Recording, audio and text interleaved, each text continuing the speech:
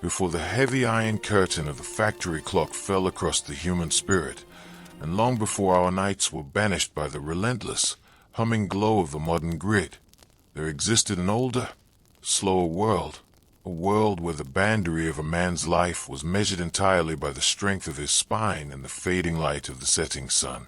If you close your eyes and let the frantic, high-strung anxieties of our present era drift away like wood smoke on an evening breeze, you can almost feel it, a bone-deep, quiet weariness that was not a temporary state to be cured by a clean slate of sleep, but a permanent landscape that every soul inhabited from the moment their fingers were strong enough to gather firewood to the day they were finally laid to rest beneath the churchyard grass. It was an existence where every loaf of bread, every dry thread of clothing, and every drop of fresh water had to be won through a direct, manual negotiation with the stubborn and indifferent earth. Let us step together out of the perpetual afternoon of the modern mind and slip backward through the centuries, moving softly down the narrow, unlit lanes where the past still whispers in the dark. In this 4-hour journey, we will wander across wide medieval fields, sit beside the smoldering embers of forgotten cottage hearths, climb into the freezing rigging of empires building ships, and stand within the silent stone cloisters of long-ago scholars. We will discover a people who carried the immense weight of human survival with a slow, fatalistic patience, a collective resilience that reshaped their bones, filled their folklore with beautiful, melancholy mysteries, and carved its story into the very ridges and furrows of the ground beneath our boots. Listen closely, without urgency or expectation, as the heavy ticking of the old church clock slows down within your thoughts, and let the long, rhythmic cadence of their ancient toil lull your consciousness into a state of deep, restorative, and historical rest. If you stand on the edge of the old stone quay just as the late afternoon light begins to dissolve into the gray, slate-colored vastness of the northern sea, you can almost hear it, a low, rhythmic sigh that seems to rise not from the water itself, but from the very timbers of the rotting piers, and the smooth, salt-crusted stones beneath your boots. It is the sound of an ending, a quiet surrender to the dark hours that are steadily gathering on the horizon, where the cold water meets a sky heavy with the promise of rain. In our modern world, we have largely forgotten the specific quality of this hour, this liminal space where the day's labor must grind to an inevitable, unforced halt,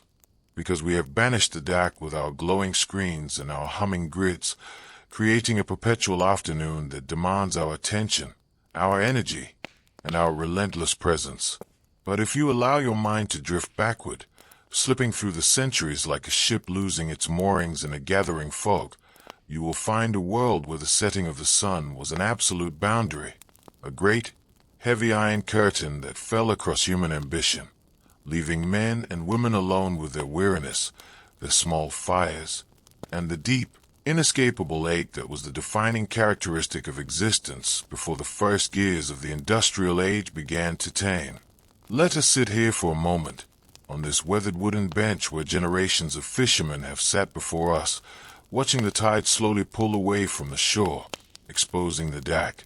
glistening ribbons of kelp and the wet mud flats that smell faintly of salt, brine, and ancient decay.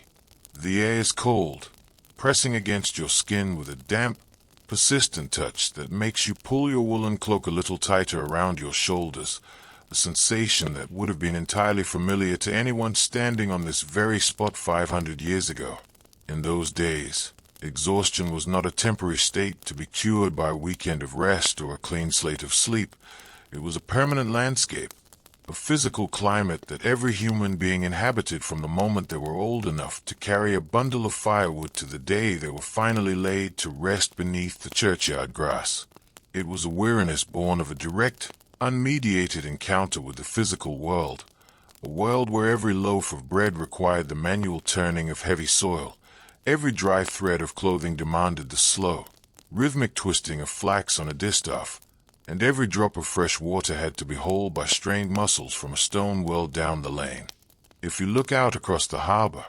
you can see the small, wooden fishing boats rocking unsteadily in the gray swells, their tall masts tracing slow, weary arcs against the darkening clouds. Imagine the men who manned those fragile vessels, waking 3 hours before the dawn in a room that was bitter cold, their fingers stiff and swollen from years of exposure to salt water and frozen hemp ropes. There were no rubber boots to keep out the chill, no waterproof oilskins to deflect the spray, only heavy layers of coarse grease-stained wool that became sodden and double its weight within an hour of leaving the shore. You can see them in your mind's eye, 2 or 3 figures huddled in the small, open hull of a coble, their boots shifting for grip on the wet, slippery-bottom boards as the boat pitches violently in the dock. The work of pulling in a long line, studded with hundreds of iron hooks and heavy with cod or haddock, was a slow, hypnotic agony, requiring a steady, rhythmic application of strength that drained the warmth from their bodies long before the sun had even cleared the eastern trees. Each pull of the rope was a negotiation with the sea, a physical contest where the prize was merely the right to survive another day, to return to a damp cottage with a basket of fish that would be sold for a handful of copper coins, barely enough to buy the rye flour needed to keep their children from hunger. The sea, you see, was an unyielding master, but it was merely one of many in a world that was entirely powered by muscle, sinew, and bone. We often tend to look back at these old coastal towns and rural villages through a lens of soft-focused romance, imagining a time of pastoral peace, where life was simple, wholesome, and intrinsically connected to the beautiful rhythms of nature. We see the woodcut illustrations of peasants dancing around a maypole, or fishermen mending their nets on a sunny beach, and we mistake the absence of modern stress for the presence of ease. But the reality, when you look closely at the records left behind in the margins of old parish registers, in the muttered complaints recorded by court scribes, and in the sheer, physical evidence written into the skeletons dug up from medieval cemeteries, is a story of profound, systemic exhaustion. The human body in the pre-industrial era was used as a tool, a beast of burden, worked until the joints fused, the spine curved, and the spirit became as dull and gray as the twilight sky we are watching now. Consider the simple act of keeping warm in a coastal winter like this one, a task that today requires nothing more than the turning of a plastic dial on a wall. For the medieval inhabitant of this port, warmth was a luxury that had to be bought with a staggering expenditure of physical energy. If you were a peasant living in one of the low, turf-roofed hovels that lined the muddy lanes behind the harbor, you would spend a significant portion of your year simply collecting the fuel necessary to survive the cold months. If you were lucky, there might be a common woodland a few miles inland where you had the right of estover, the legal permission to gather dead wood that had fallen to the forest floor. This meant walking, hour after hour, over rough, muddy tracks, bending your back to gather heavy branches, tying them into cumbersome bundles with strips of willow bramble, and then carrying that crushing weight on your shoulders all the way back to your hut. Your knees would ache, your boots would squelch in the freezing mire, and by the time you reached your threshold, the skin on your neck would be raw and bleeding from the rough bark. And yet, that bundle of wood would perhaps only keep your hearth fire burning for a single evening, a brief, smoky respite against the frost before the cold crept back through the cracks in your wattle and daub walls, forcing you to huddle beneath a thin, grease-stained coverlet, shivering in the dark until the roosters began to crow. If there was no wood, you turned to the earth itself, digging up the dark, oily peat from the bogs that lay in the low hollows behind the cliffs. Digging peat was perhaps one of the most soul-crushing forms of labor devised by man, a task that required you to stand up to your shins in stagnant, icy water, driving a heavy wooden spade with an iron edge deep into the heavy, waterlogged turf. Each slab of peat had to be lifted out by hand, sliced into neat blocks, and laid out on the heather to dry in the fickle summer sun. It was heavy, back-breaking work that left a man's muscles trembling with fatigue by noon, his lungs filled with the damp, earthy smell of ancient decomposition, and his skin bitten raw by the clouds of midges that hovered over the black pools. And even after weeks of drying, the peat burned with a dull, smoldering heat, filling the small, windowless rooms of the cottages with a thick, acrid yellow smoke that made the eyes water, the throat scratch, and left a permanent layer of black soot on every surface, including the lungs of the people who lived there. You can smell that smoke now, can't you? If you close your eyes and let the sea breeze carry the scent of the distant chimneys, a sweet, heavy, slightly suffocating odor that was the very smell of home for millions of people across Europe for 1,000 years. As the darkness deepens, the small windows of the taverns and stone houses along the quay begin to glow with a faint, uncertain light. These are not the bright, cheerful lights of modern lamps, but the dim, flickering radiance of tallow candles and rushlights. A rushlight, which was the standard illumination for the poor, was nothing more than a common meadow rush that had been carefully peeled of its outer skin, leaving only a small strip of pith exposed, which was then dipped multiple times into melted animal fat, the leftover grease from cooking mutton or pork, if you were lucky enough to have it, or more often, the rancid skimmings of the communal boiling pot. The resulting light was weak, greasy, and smelled abominably of burning fat, casting long, grotesque shadows that jumped and danced across the stone walls as the wind whistled through the gaps in the door. To read by such a light was nearly impossible, even if you knew how, which most did not. To wag by it was a recipe for blindness, straining the eyes to see the fine threads of a fishing net or the dull iron of a tool that needed sharpening. This dimness of the pre-industrial night had a profound effect on the human psyche, creating a world where the boundaries between reality and the supernatural were fluid, blurred by the shadows and the exhaustion of the observer. When you are tired to the very bone, when your eyes are burning from the acrid smoke of a peat fire and the weak glimmer of a tallow candle, the mind begins to play tricks. The shadow of an old coat hanging from a wooden peg becomes a crouching figure. The creaking of the timber beams under the weight of the wind becomes a restless spirit pacing the floorboards upstairs,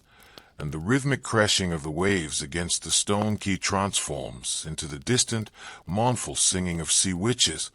calling out for the souls of those who were lost in the great autumn gales. The folklore of these coastal towns is steeped in this twilight atmosphere, filled with tales of selkies who shed their seal skins to walk the lonely beaches, and ghostly phantom ships that sail against the wind, their sails white as bone in the moonlight. These stories were not just entertainment for a dark winter evening. They were a way of giving a name and a shape to the deep, unnameable dread that came with absolute exhaustion, a way of explaining the heavy, suffocating weight that seemed to settle over the world whenever the sun went down. Let us walk slowly away from the water now, our boots clicking softly on the damp cobblestones as we turn up the narrow, winding lane that leads into the heart of the old town. The air here is different, trapped between the high, overhanging stone walls of the houses, smelling of damp earth, old horse manure, and the faint, sour tang of fermenting ale from the cellar of a neighbor inn. In this enclosed space, the silence feels even heavier, broken only by the occasional stamp of a horse's hoof in a hidden stable, or the low, distant murmur of voices behind a barred wooden shutter. It is in these narrow streets that you begin to realize how small the pre-industrial world really was, how tightly human life was packed together, huddling for warmth and security against the vast, untamed darkness that lay just beyond the town walls. In the medieval period, and indeed for centuries after, the concept of privacy was a luxury that belonged only to the unimaginably wealthy. For the ordinary person, life was lived entirely in the presence of others, a communal existence where every sigh, every groan, and every whispered prayer was shared with those around you. In the small, two-room stone cottages that housed the families of labourers, artisans, and sailors, there was rarely more than one bed,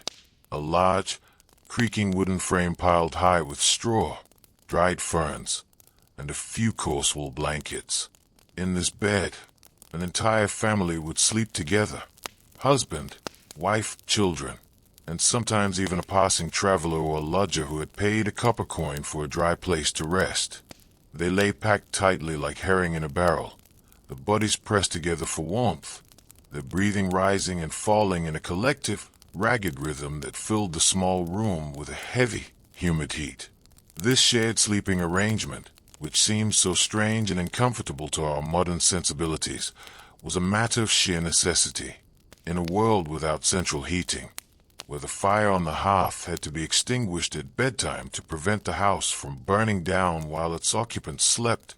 the warmth of another human body was the only thing that stood between you and the creeping frost of a winter night. It was a physical intimacy forced by the climate, a collective huddle against the cold that created a deep, unspoken bond between family members, but also meant that the exhaustion of one was the exhaustion of all. If a child woke crying in the night, tormented by a fever or the gnawing pains of hunger, the entire bed was broken from its rest. If a husband returned late from the boats, his clothes sodden and smelling of the sea, his cold, shivering limbs would bring the chill of the harbor straight into the middle of the sleeping family, a reminders of the brutal world that waited for them all just beyond the threshold. And what of the sleep itself? We tend to assume that because our ancestors worked so hard, their sleep must have been deep, sweet, and uninterrupted, the natural reward of an honest day's labor. But the historical record suggests something far more complex, a pattern of rest that was fragmented, easily broken, and deeply unrefreshing. The beds themselves, filled with straw that was rarely changed more than once a year, were breeding grounds for all manner of biting insects, fleas, lice, and bedbugs that lived in the joints of the wood and the seams of the blankets, emerging in the dark to feast upon the sunburned, calloused skin of the sleepers. The scratching of fingers against itchy skin was a constant, background noise in the pre-industrial bedroom, a minor, irritating torment that kept the sleeper hovering in a state of semi-consciousness, never quite drifting into the deep, restorative phases of slumber that the body desperately needed to repair the damage of the day. Furthermore, historians have discovered that before the widespread adoption of artificial lighting and the rigid schedules of the factory clock, human sleep was naturally biphasic or segmented. People did not sleep in one continuous 8-hour block as we attempt to do today. Instead, they slept in two distinct shifts, divided by a period of wakefulness that occurred in the dead of night, usually between the hours of midnight and 2 in the morning. They would retire to bed shortly after darkness fell, drifting into what was known as the first sleep, a heavy, dreamless slumber brought on by the sheer physical fatigue of their labors. This first sleep would last for about 4 or 5 hours, after which they would naturally wake, their minds clear and alert in the quietest hours of the night. Imagine waking up in that stillness, the room completely dark save for the faint, crimson eye of a dying ember on the hearth, the wind outside howling through the narrow lane, shaking the heavy wooden timbers of the roof. This was the midnight watch, a unique, liminal space in the human experience that has been entirely erased by modern life. For an hour or two, the world stood completely still. The demands of the master, the fields, and the sea were temporarily suspended, and the human spirit was allowed to wander in the dark. What did they do in these forgotten hours? They did not lie there fretting about their schedules or checking the time. Instead, they used this period of quiet wakefulness for things that the busyness of the day made impossible. Some would rise from the bed, wrapping themselves in a blanket to sit by the hearth, gently stirring the ashes with an iron poker to coax a small, comforting flame back to life. They would smoke a pipe of cheap tobacco, if they had it, or sip a mug of small beer, staring into the embers and letting their thoughts drift down the long, winding paths of memory. It was a time for quiet conversation between husbands and wives, a rare moment of privacy when the children were asleep and the work was done, allowing them to speak of their hopes, their fears, the state of their small finances, or the health of a sick relative. It was also a deeply spiritual time, a period where the veil between this world and the next was thought to be at its thinnest. Many would use the midnight watch for prayer, kneeling on the cold stone floor in the dark, reciting old Latin formulas they didn't quite understand, or pouring out their hearts to the saints, begging for protection against the plague, the frost, and the sudden, unpredictable storms that could ruin a harvest or sink a boat in an afternoon. Others used this time to interpret their dreams, which were seen not as random firings of the brain, but as direct messages from God, or warnings from the spirits that inhabited the woods and the hills around the town.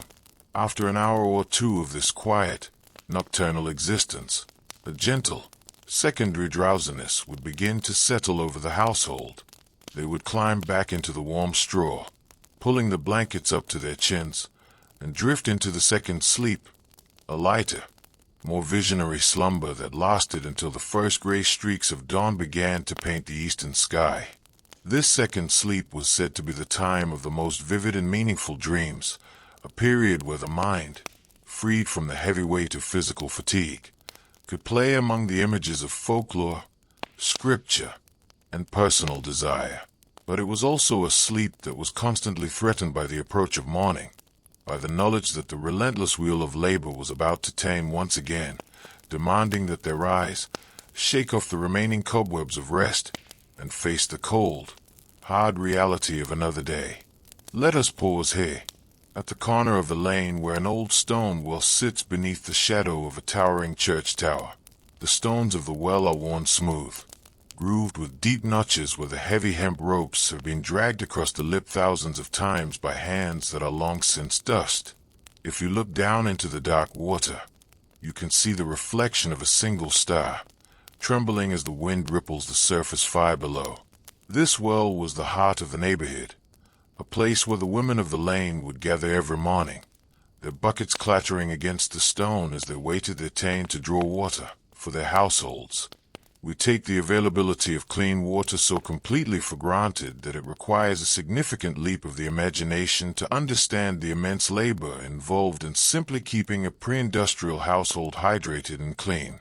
A standard wooden bucket filled with water weighs roughly 20 pounds. A typical household required multiple buckets a day for cooking, drinking, washing, and cleaning the small, dirt-floored rooms where they lived. This meant that for the women and children of the town, the day began not with a quiet cup of tea, but with a grueling physical workout, lifting and carrying 60 or 80 pounds of water up steep, slippery lanes, their muscles straining, their breath coming in short, ragged gasps in the morning frost. It was a chore that never ended, a relentless daily tax on their energy that left their shoulders permanently stiff and their fingers cracked and raw from the freezing handles. And yet, despite this constant expenditure of energy, the standards of cleanliness in these towns were, by our standards, shockingly low. Water was too precious, too difficult to fetch, to be wasted on something as extravagant as a daily bath. The concept of washing the entire body with hot water and soap was a rare, occasional event, reserved for major holidays or times of severe illness. For the most part, people washed only their hands and faces, using a small basin of cold water that had already been used by 3 other members of the family. Their clothes, made of heavy wool and stiff linen, were rarely laundered, perhaps only a few times a year during the great wash of the summer months, when the women would take the household linen down to the river or the sea, scrubbing it against flat stones with a harsh, burning soap made from wood ash and animal fat. For the rest of the year, garments were simply beaten with wooden paddles to remove the worst of the dried mud, dried by the fire, and worn day after day, week after week, absorbing the sweat, the soot, and the grease of their daily labors until they became a second, stiff skin that smelled strongly of the wearer and the work they performed. This lack of hygiene was not a choice, nor was it a sign of laziness. It was a rational response to a world where energy was a finite, precious commodity that could not be squandered on non-essential tasks. When you are operating on a permanent deficit of calories, when your diet consists of little more than rye bread, oatmeal, and the occasional bowl of watery vegetable pottage, every movement must be calculated. You cannot afford to expend 500 calories on heating and carrying water for a bath if those 500 calories are the difference between having the strength to finish the harvest or dropping from exhaustion in the middle of the furrow. The human body was managed like a poorly-funded estate, with energy allocated strictly to the things that ensured immediate survival: the fields, the boats, the workshop, leaving nothing left over for the refinements of comfort or personal cleanliness. If you look up at the great stone church tower that looms over the well, you can see the dark face of the old mechanical clock, its single iron hand pointing toward the hours with a slow, heavy ticking that seems to echo through the empty street. In the pre-industrial world, clocks like this one were rare, expensive marvels, found only in the centers of important towns or the chapels of wealthy monasteries. For the vast majority of the population, time was not a precise grid of minutes and seconds, a neat ledger to be managed and optimized. It was an organic, fluid thing, measured by the movement of the sun across the sky, the changing of the seasons, and the internal, weary signals of the body itself. There were no alarm clocks to wake you in the morning, save for the natural crowing of the village roosters or the deep, resonant tolling of the church bells calling the monks to their early morning prayers. People rose when the light allowed them to wake, and they lay down when the darkness made work impossible. This meant that the rhythm of life changed dramatically with the seasons. In the long, golden days of summer, the workday was immense, stretching from 4 in the morning until 8 or 9 at night, a grueling 16-hour marathon of weeding, mowing, shearing, and haymaking that pushed the human frame to the absolute limit of endurance. The exhaustion of the summer months was a sharp, burning fatigue, a collective frenzy of labor where the entire community had to work until they dropped, desperate to secure the crops before the erratic summer rains could rot the grain in the air. In the winter, however, the rhythm reversed. The days shrank to a brief, watery 6 or 7 hours of light, and the work slowed to a dull, domestic crawl, threshing grain with wooden flails in the dark interior of the barns, mending tools by the hearth, spinning wool, and waiting for the cold to break. The exhaustion of winter was different from that of summer. It was a heavy, stagnant weariness, born of cold, darkness, and the low-grade depression that comes from being confined for months in a small, smoky room with very little to eat. It was a time of hibernation, a slow, collective waiting where the human machine turned down its parameters, conserving its energy, sleeping longer hours, and drifting through the dark months in a state of semi-torpor, like the animals that slept beneath the straw in the lean-to sheds outside. This seasonal rhythm meant that pre-industrial humanity was fundamentally attuned to the natural world in a way that we can scarcely comprehend. They did not fight the winter. They did not attempt to maintain the same level of productivity in December that they achieved in July.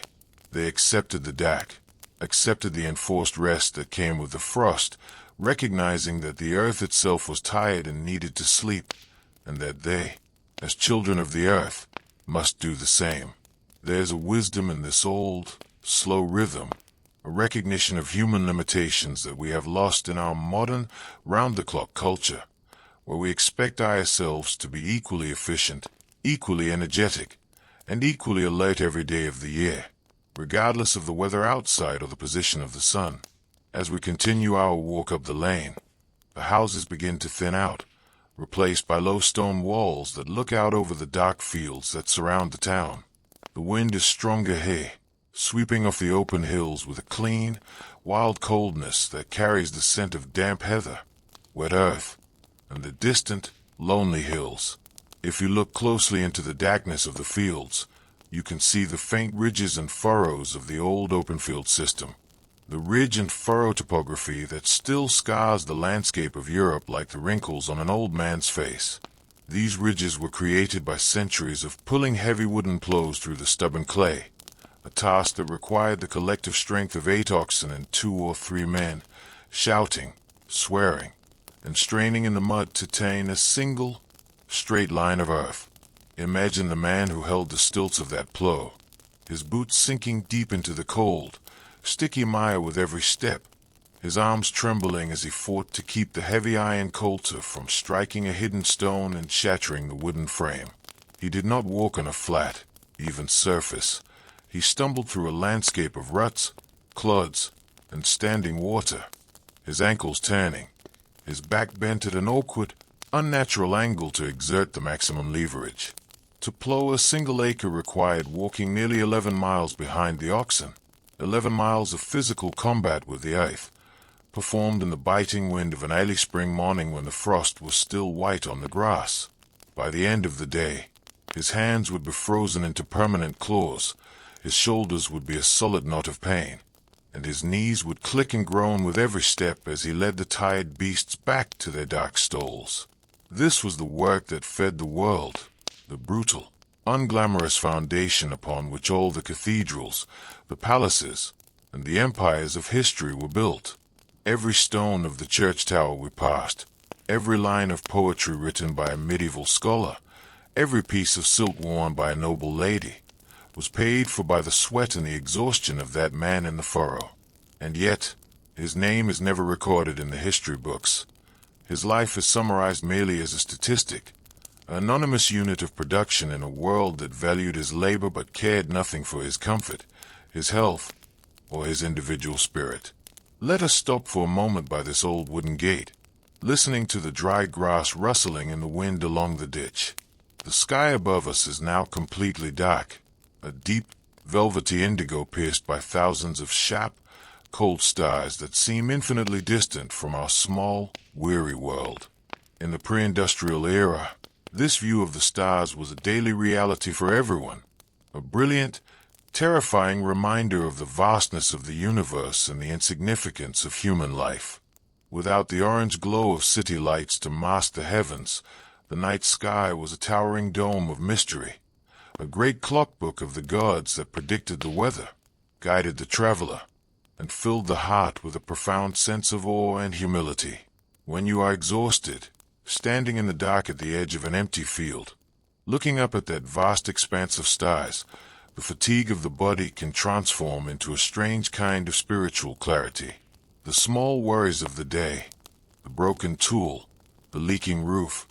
the dispute with a neighbor over a boundary stone, seem to fade away, swallowed up by the immense, cold silence of the universe. You realize that you are merely a transient visitor in this landscape, a brief flicker of consciousness that will soon be extinguished, leaving the earth, the sea, and the stars to continue their slow, majestic dances without you. It is a thought that is both terrifying and deeply comforting, a reminder that our weariness is part of a larger, ancient pattern, a path that has been walked by millions of feet before ours, and will be walked by millions after we are gone. The people of the pre-industrial world understood this deeply. Their religion, their folklore, and their daily vocabulary was saturated with the language of pilgrimage and rest. Life was seen not as a destination to be enjoyed or a project to be optimized, but as a long, weary journey through a vale of tears, a temporary exile from a heavenly home where there would be no more hunger,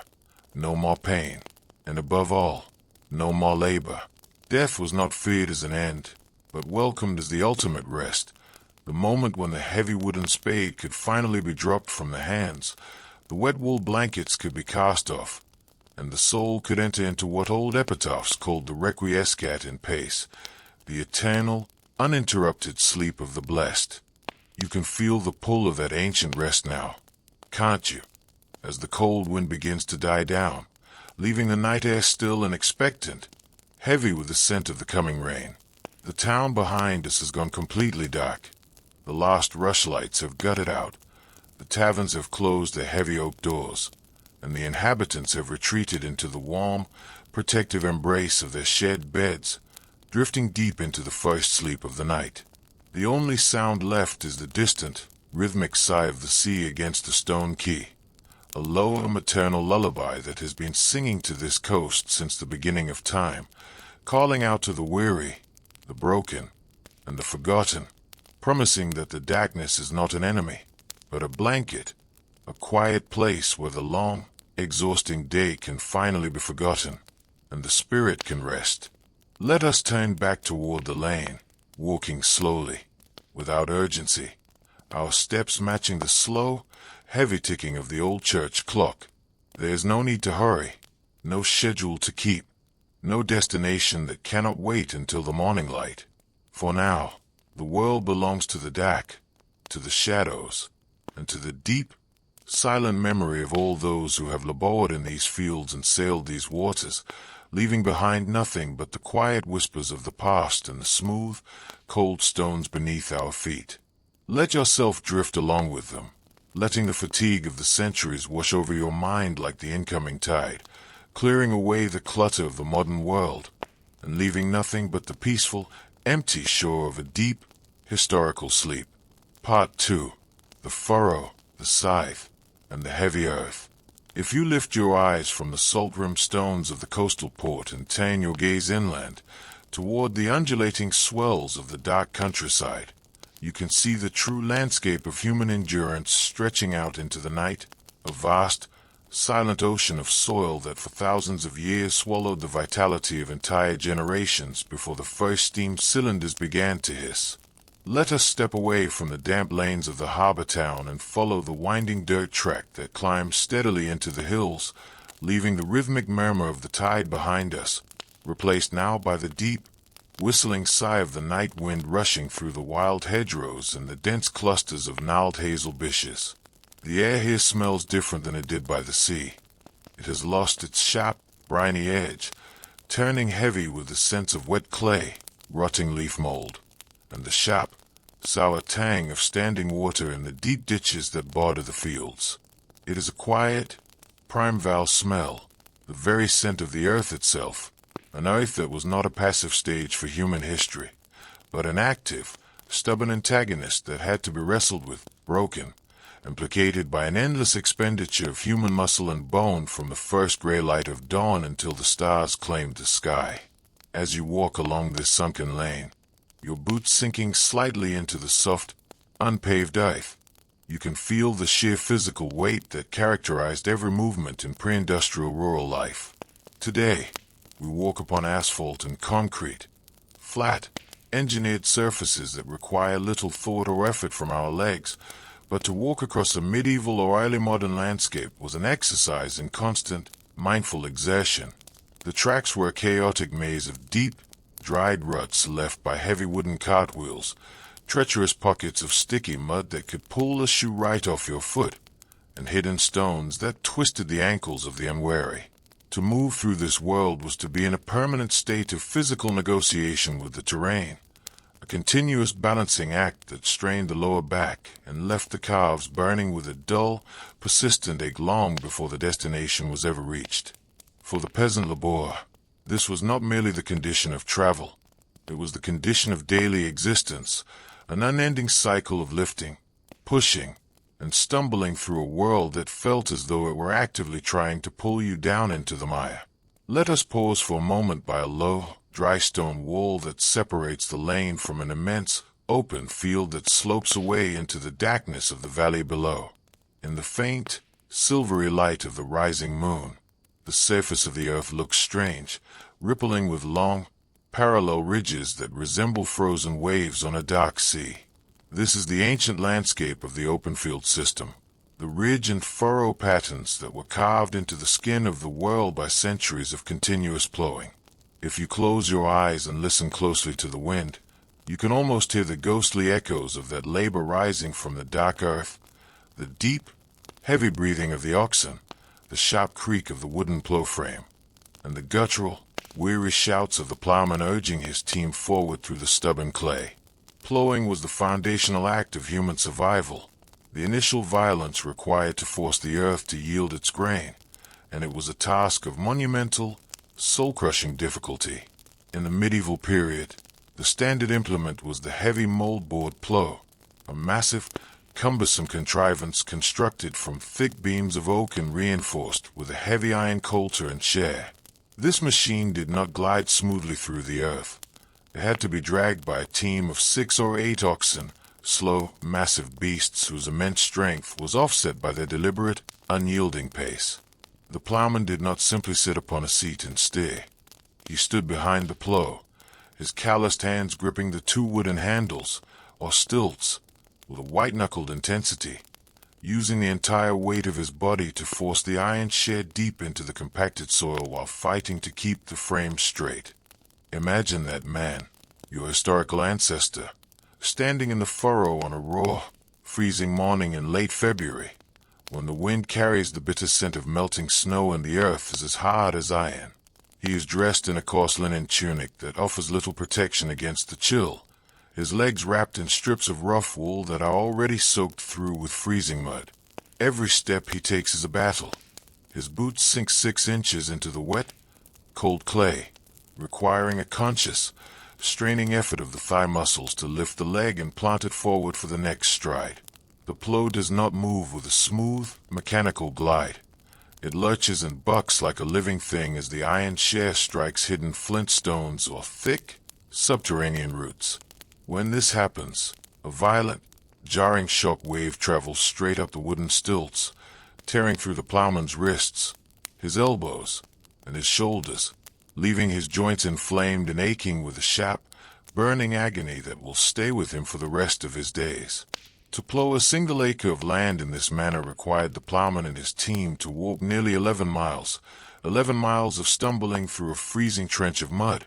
fighting an iron-tipped monster that weighed hundreds of pounds. And a typical peasant holding might consist of 15 or 20 such acres, scattered in long, narrow strips across the 3 great common fields of the village. This meant that during the plowing seasons of autumn and spring,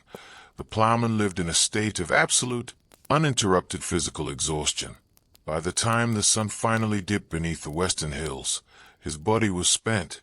His fingers were frozen into permanent, rigid claws from gripping the stilts. His lower back was locked in an agonizing spasm from hours of bending forward,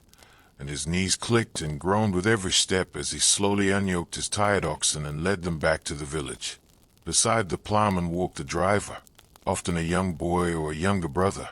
whose task was to walk alongside the oxen, using a long wooden goad to keep the beasts moving in a steady, synchronized rhythm. The driver's job was no less exhausting than that of the plowman.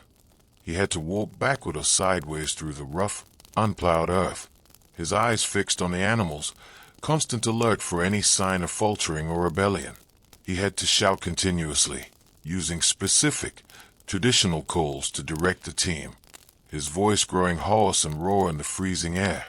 his lungs inhaling the thick, damp breath of the oxen and the fine, dusty soil that rose from the turning earth. If an ox stumbled or refused to pull, the driver had to use his physical strength to guide it back into line, risking a crushing blow from a heavy hoof or a dangerous gash from a sharp horn. It was a childhood of relentless, unremitting toil, an apprenticeship in weariness that ensured that by the time a boy reached manhood, his spirit was already as disciplined and subdued as the beasts he drove. Let us lean against the stone wall and let our thoughts wander from the cold plowing of spring to the frantic, burning heat of the high summer harvest, which was the absolute climax of the rural year. If plowing was a slow, agonizing negotiation with the earth, the harvest was an all-out war, a collective race against time where the prize was survival and the penalty for failure was starvation. In the months of August and September, the entire rhythm of the village shifted into a high-fevered intensity that pushed human endurance to parameters that seem utterly impossible to the modern mind. Imagine the village at 4 o'clock on an August morning. The sky is still a deep, dark indigo, but the first faint wash of pearly gray light is beginning to show in the east, silhouetting the sharp thatch roofs of the cottages. There is no gentle waking here, no slow transition into the day. The church bell peals with a frantic, clanging urgency, a signal that the wheat is ripe, the weather is fair, and every pair of hands in the parish, from the grandfather of 80 to the child of 7, must be in the fields before the dew has vanished from the stalks. The primary tool of the harvest was the scythe or the sickle, and the use of these implements required a specific, hypnotic geometry of motion that was both beautiful and brutal. The reaper, holding a long, curved scythe with both hands, would stand with his feet planted wide in the golden grain, his body twisting from the waist in a wide, sweeping arc. With a rhythmic, hissing sound, the iron blade would slice through the dry stalks, dropping them in neat, golden windrows at his feet. The motion was repetitive, unceasing, and immensely demanding. It required a perfect coordination of the core muscles, the shoulders, and the arms, a continuous, swinging dance that was performed under the blazing, oppressive heat of a late summer sun. You can see them in your imagination, a long line of 20 or 30 reapers, moving in perfect echelon across the vast field, the blades rising and falling in a synchronized cadence that sounds like the steady breathing of a great monster.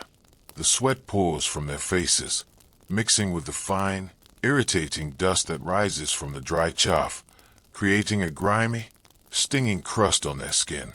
Their linen shirts are soaked through, clinging to their shoulders, and their mouths are parched, their throats coated with a dry, bitter taste that nothing seems to quench. There are no breaks for rest, no sitting in the shade of an oak tree. The village bailiff stands on his horse at the edge of the field, his eyes fixed on the line of workers, his voice barking out orders to speed up, to keep the line straight,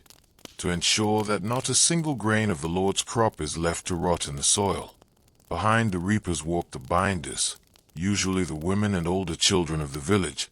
whose task was to gather the fallen stalks, bundle them into neat sheaves, and tie them securely with twisted bands of straw. This was work that required a constant, agonizing bending from the waist, reaching down to the sharp, bristling knife, lifting the heavy bundles, and wrestling them into shape. The dry wheat stalks were sharp as needles, scratching the skin of their forearms and wrists until they were raw and bleeding, while the insects that lived in the grain, the midges, the harvest mites, and the wasps, swarmed around their heads, biting and stinging without mercy. Yet they could not stop. The reapers were moving fast, and if the sheaves were not tied and stacked into shocks before the evening storms arrived, the grain would absorb the moisture, sprout in the air, and the food for the coming winter would be ruined. The physical strain of this work was monumental. A skilled reaper was expected to cut through an acre of heavy wheat a day, which meant swinging a 5-pound iron scythe thousands of times, transferring tons of vegetation from the earth to the ground. By mid-afternoon, when the heat was at its most suffocating and the air was completely still, the nature of the exhaustion changed. It ceased to be a simple tiredness and became a form of delirium. The mind, numbed by the repetitive motion and the intense heat, would slip into a trance-like state, where the world narrowed down to nothing more than the next swing of the blade, the next handful of stalks, the next step forward in the dust. The muscles would tremble with a deep, systemic fatigue. The knees would shake with every stride, and the lower back would feel as though an iron bar were being driven through the spine. Yet, the collective momentum of the village kept them moving. To drop out of the line was to lose your share of the harvest, to mark yourself as a slacker in a community that had no room for the weak. When the sun finally began to sink toward the horizon, casting immense, distorted shadows across the shorn field, the work did not end. The heavy wooden wagons, their iron-rimmed wheels groaning under the immense weight of the sheaves, had to be loaded and hauled back to the great tithe barns of the Lord or the church. This meant pitching the heavy bundles high into the air with long wooden forks, a task that strained the muscles of the chest and upper arms, while the drivers guided the tired horses or oxen up the steep lanes to the village. By the time the final wagon was unloaded and the barn doors were locked, it was 10 or 11 o'clock at night. The sky was once again a vault of cold stars, and the laborious would stumble back to their dark cottages, too tired even to eat the bowl of cold pottage that waited for them on the table, collapsing into their straw beds with their clothes still covered in the dust and sweat of the fields, knowing that the church bell would ring again in less than 5 hours. Let us walk further up the track, where the open fields give way to a patch of ancient, dark woodland that crowns the ridge of the hill. The trees here are immense, gnarled oaks, towering beeches, and thick stands of hornbeam whose branches interlock overhead, blotting out much of the moonlight and casting the lane into a deep, velvety gloom. The air within the woods is noticeably cooler, holding a dense, damp stillness that feels ancient and undisturbed. This forest was another vital arena of pre-industrial labor, a place where the exhaustion of the human body was matched by the stubborn density of old timber. Wood was the universal material of the pre-industrial world. It was the fuel for every hearth, the timber for every house and barn, the staves for every barrel, and the raw material for every tool from a wooden spoon to a massive mill wheel. The collection and processing of this wood was a continuous, grueling industry that occupied the winter months, when the fields were dormant and the frost made plowing impossible. The men who worked these woods, the woodcutters, the charcoal burners, and the timber carters, inhabited a world of severe cold, heavy iron tools, and constant physical danger. Imagine a pair of woodcutters standing before a massive, centuries-old oak tree on a bitter day in January, their breath rising in thick, white plumes into the gray branches. They do not have chainsaws or hydraulic splitters. They have only a two-man crosscut saw, a long, flexible ribbon of steel with large, jagged teeth, and a selection of heavy iron felling axes. The felling of such a tree was an agonizingly slow process, requiring hours of rhythmic, coordinated labor. The two men stood on opposite sides of the trunk, pulling the saw back and forth between them in a steady, unceasing cadence. Pull, release, pull, release. The steel blade singing its sharp, metallic song as it bit deeper and deeper into the dense, frozen heartwood. The physical strain of crosscut sawing was unique, targeting the muscles of the upper back, the shoulders, and the chest with a relentless, pulling tension. Every stroke required a conscious application of strength, a smooth, powerful draw that could not be hurried or fumbled. If one man pulled too hard or out of sync, the saw would bind in the cut, buckling the steel and requiring a frustrating, exhausting effort to free it. The sawdust, cold and damp with the tree's sap, would fly from the cut, coating their wool gloves and their faces, entering their eyes and noses, while the vibrations of the steel would travel through their hands, leaving their fingers numb and tingling with a sensation that lasted long after the tool was laid aside. Once the tree was finally brought down, crashing through the undergrowth with a deafening, earth-shaking roar that silenced the winter birds, the true work began. The massive trunk had to be trimmed of its branches, sliced into manageable logs, and split into firewood or hewn into straight structural timbers using broad axes and adzes. Splitting logs with an iron wedge and a heavy wooden beetle, a massive mallet made of ironwood, was a brutal, bone-jarring chore. A man would lift the heavy beetle over his head, swinging it down with all his might onto the iron wedge driven into the grain of the log. The impact was a physical explosion. The shock wave would reverberate through the wooden handle and straight into the bones of the woodsman's arms, rattling his teeth and jarring his spine. To spend a day swinging the beetle was to invite a deep, systemic ache that made the simple act of lifting a mug of ale to the lips a painful chore by evening. And then, there was the problem of transportation. A green log of oak can weigh multiple tons, and moving such a weight out of a muddy, trackless forest required a monumental effort of logistics and brute strength. The log would be suspended beneath a massive, two-wheeled timber carriage known as a nib or a jam, pulled by a team of heavy cart horses. The timber carter had to guide this cumbersome, top-heavy contraption down steep, icy forest tracks, his boots slipping on the frozen mud as he fought to keep the horses from panicking or the carriage from tipping over into a ravine. If the carriage became stuck in a deep mud hole, as it frequently did, the carter had to use iron levers, thick ropes, and his own raw strength to lift the wheels out of the mire, working in the freezing slush until his hands were blue with cold and his clothes were covered in a thick layer of gray forest clay. Let us step out of the deep shadow of the trees and rest our arms on a wooden stile that looks back down across the valley. Below us, the tiny village lies nestled in the hollow of the hills, its small cottages clustered tightly around the stone church like a flock of sheep seeking shelter from the wind. In the dark, the village looks completely dead, but if you look closely, you can see a few faint plumes of pale wood smoke rising from the chimneys, drifting slowly across the starlit sky. These small fires represent the final act of the daily rural drama, the return of the worker to the home, a home that was less a sanctuary of comfort than a simple machine for processing weariness. When the pre-industrial laborer entered his cottage at night, his first need was not for entertainment or intellectual stimulation, but for immediate, restorative calories. The diet of the rural poor was monotonous, low in protein, and barely sufficient to fuel the immense energy demands of their daily labors. The centerpiece of every meal was muslin or rye bread, a dense, dark, slightly sour loaf that was so hard it often had to be sliced with a heavy iron cleaver or soaked in boiling water before it could be chewed. This bread was accompanied by a bowl of pottage, a thick, slow-boiling stew made from oats, barley, peas,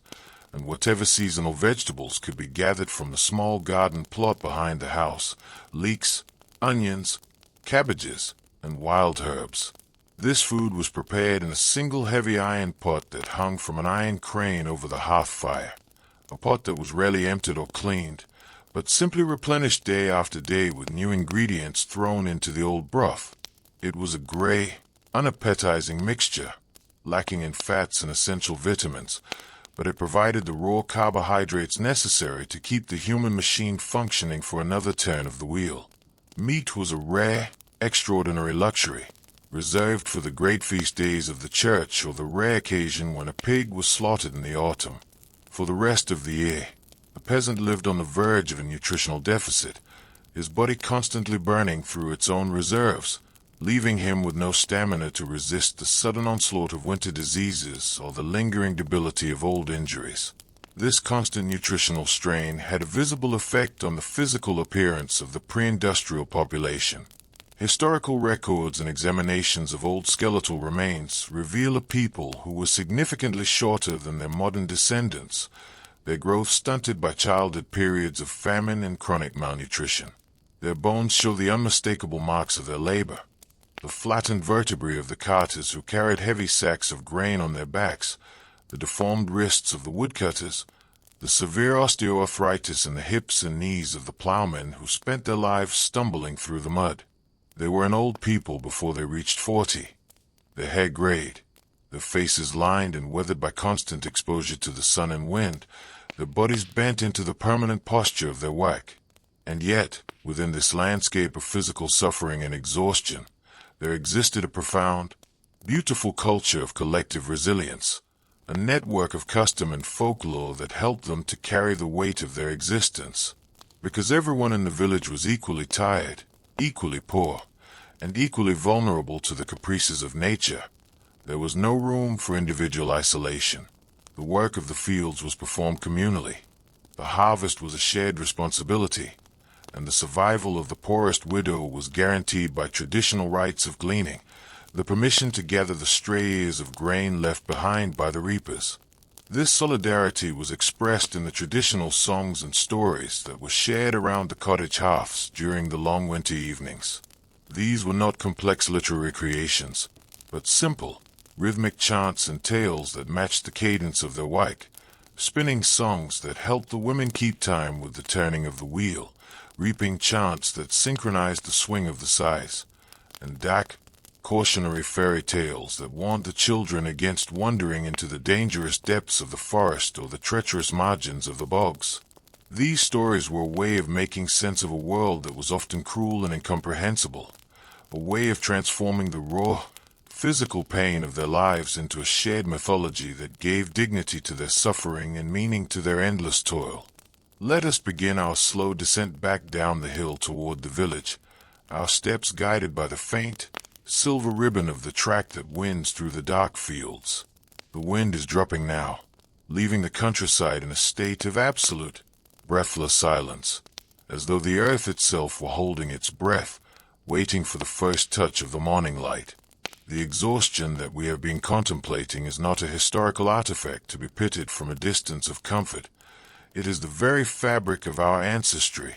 the deep, heavy foundation upon which our modern world is built. Every line of technology we enjoy, every hour of leisure we possess, was bought and paid for by the bone-deep weariness of these men and women who slept beneath the thatch roofs below us. As you reach the edge of the village,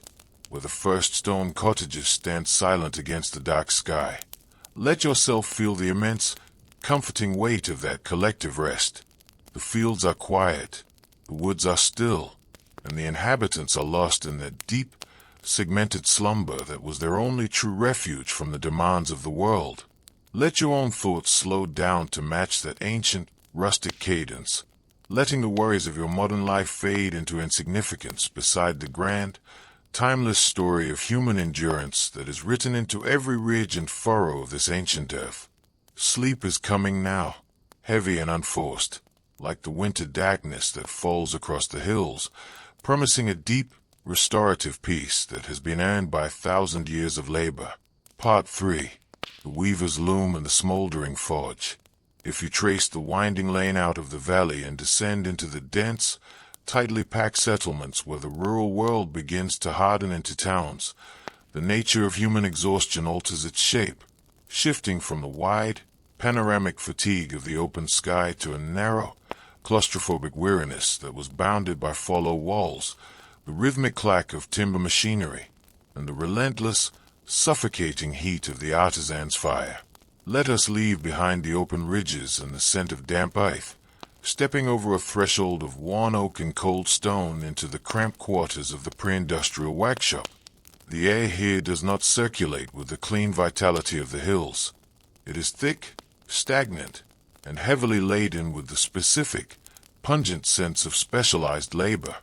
The oily smell of raw, unwashed sheep's wool, the acrid, nose-stinging dust of dry flax, the sour tang of fermenting stale urine used to fix vegetable dyes, and the heavy, metallic smoke of mineral coal and greenwood burning in a closed smithy hearth. This was the environment of the creator, the maker, the fabricator, whose daily existence was defined not by the seasonal march of the sun across a field, but by a microscopic focus on a single material, a single motion, repeated thousands of times until the eyes dimmed, the fingers twisted into rigid hooks, and the world narrowed down to the space of a hand span in front of the chest. Let us sit for a while on this low wooden bench beside an old handloom, listening to the heavy silence that fills the room now that the day's work has officially ceased. The small, leaded window panes are dark, streaked with grease and fine fibers that have settled like a gray fur across the glass, cutting off the view of the narrow street outside. In this twilight stillness, the loom itself looms over us like a monstrous wooden skeleton, its complex arrangement of heddles, treadles, beams, and cords hanging loose and silent in the gloom, looking more like an instrument of torture than an engine of creation. For the handloom weaver of the medieval and early modern eras, it was a bit of both, a machine that provided a meager sustenance for his family, but also a relentless taskmaster that demanded a physical sacrifice so complete that it reshaped his body into a living monument to his trade. We often look at ancient textiles, the heavy wool tapestries that lined the stone walls of old castles, the fine linen shirts preserved in museum glass, or the intricately patterned coverlets of rustic households, with an aesthetic appreciation, admiring the skill, the patience, and the artistry of the pre-industrial craftsman. But we rarely consider the immense, terrifying volume of physical energy that was woven into every single square inch of that fabric. Long before the first water wheels were harnessed to tame mechanical spindles in the early factories, every thread had to be created, prepared, and manipulated by hand, a process that began with an exhaustion so deep and pervasive that it touched nearly every woman and child in the kingdom before the weaver ever touched his shuttle. Consider the work that took place by the cottage hearth long before the loom could even be threaded, the work of the spinner. In the pre-industrial world, spinning was an omnipresent background noise, a continuous, low-energy hum that filled every spare moment of a woman's life from early childhood to extreme old age. The tool was simple, a distaff, which was a wooden stick that held a bundle of raw wool or flax fibers, and a drop spindle, a weighted wooden shaft that hung toward the floor. To spin a single pound of coarse wool thread required hours of delicate, repetitive manipulation, drawing out the fibers with the fingers of one hand, twisting them to give them strength, and spinning the spindle with the other hand to win the thread onto the shaft. Imagine a woman sitting by the weak, smoky light of a rushlight in December, her fingers red and chapped from the cold, working her distaff with a rhythmic, hypnotic regularity that had long since ceased to be conscious. The tip of her thumb and forefinger would be permanently calloused, the skin worn smooth and shiny from the constant friction of the raw fibers, which were often coated in grease, dirt, and dried thistle baies that bit into the flesh. Her shoulder and neck muscles would be locked in a permanent, dull spasm from holding the distaff at the required angle for 10 or 12 hours at a stretch, a posture that she maintained while cooking the family pottage, rocking a crying infant with her foot, or listening to the rain beat against the thatch roof. The mathematics of spinning were brutal and unyielding. It took roughly 6 or 7 spinners working continuously to produce enough yarn to keep a single weaver supplied with material for a single day of work. This meant that the production of cloth was a vast, invisible pyramid of human labor, with millions of women spinning in dark cottages across the countryside, their collective energy channeled through the merchants and factors into the hands of the professional weavers who lived in the towns. It was an industry built on an ocean of quiet, unrecorded weariness, a continuous tapping of human vitality that left no room for leisure, no space for the cultivation of the mind, and no relief from the constant pressure of survival. Once the yarn was spun, it was brought to the weaver, and it is here, inside the narrow weaving workshop, that the physical demands of the trade became truly intense. The handloom was not a passive tool. It was a heavy, structural machine that required a vigorous, coordinated exercise of the entire body to operate. The weaver sat on a narrow wooden perch, his feet resting on a set of wooden foot pedals, or treadles, while his arms were extended forward to grasp the heavy wooden beam known as the lathe or batten, which held the reed used to pack the threads together to weave a simple piece of wool cloth. The weaver had to perform a synchronized, 3-part movement that was as physically demanding as rowing a boat against a heavy current. First, he would press down on a treadle with his foot, using the muscles of his calf and thigh to lift a section of the vertical warp threads, creating an opening known as the shed. Next, with a sharp, powerful flick of his wrist, he would slide the heavy wooden shuttle through the opening, carrying the horizontal weft thread across the loom. Finally, he would reach forward with both hands and pull the heavy timber lathe back toward his chest with a violent, slamming motion, driving the new thread tightly into the structure of the cloth. This sequence, treadle, pass, slam, treadle, pass, slam, was repeated 20 or 30 times a minute, hour after hour, day after day, from Monday morning until Saturday night. The physical impact of this work was concentrated entirely in the core of the body, the shoulders, and the legs. The constant, repetitive slam of the heavy lathe against the fabric sent a jarring vibration through the weaver's wrists and elbows, leading to chronic inflammation of the tendons and a premature stiffening of the joints that made his hands look like gnarled bird claws by the time he reached his 30s. The weaver's legs, too, paid a terrible price for his livelihood. The constant pumping of the treadles required a repetitive, asymmetric exertion that caused severe muscular imbalances, leaving one leg significantly stronger and thicker than the other, a deformity so common that an experienced weaver could easily be identified in the street simply by his uneven, limping gait. His chest and abdomen were pressed continuously against the front beam of the loom as he leaned forward to inspect his work or repair a broken thread, a pressure that over many years caused a distinct flattening of the breastbone and a chronic compression of the internal organs, leading to severe digestive disorders and a permanent shortness of breath that made his chest rattle with every inhalation. Let us close our eyes and imagine the noise of such a workshop when 3 or 4 looms were working simultaneously within the same low-ceilinged room. The sound was not a gentle hum, but a deafening, rhythmic clatter. The heavy thud of the timber lathes hitting the cloth, the sharp, metallic click of the shuttles passing through the reeds, and the groan of the heavy wooden frames flexing under the tension of the threads. In this sonic storm, conversation was impossible. The weavers worked in a silent, isolated world of their own, their eyes fixed on the moving threads, their minds numbed by the relentless cadence of the machinery. The air was thick with flue or shoddy, fine, microscopic particles of wool and flax dust that rose from the looms, floating like a permanent mist in the dim light of the candles, filling the lungs of the workers with an irritating, abrasive crust that caused a dry, hacking cough that never left them, even in their sleep. The hours of the weaver were dictated not by the seasons, but by the piece rate system imposed by the wealthy cloth merchants who owned the raw materials. The weaver was paid only for the completed length of cloth he returned to the warehouse, a rate that was kept calculatedly low to ensure that he could never afford to slacken his pace without risking immediate hunger for his children. This meant that during periods of economic hardship, when the price of grain rose or the market for cloth slumped, the weaver had no choice but to extend his hours into the night, working 16 or 18 hours a day in his dark hole, his eyes straining to see the fine threads by the pale, oily glimmer of a single tallow candle. The exhaustion of those night hours was a specific, terrifying form of torment,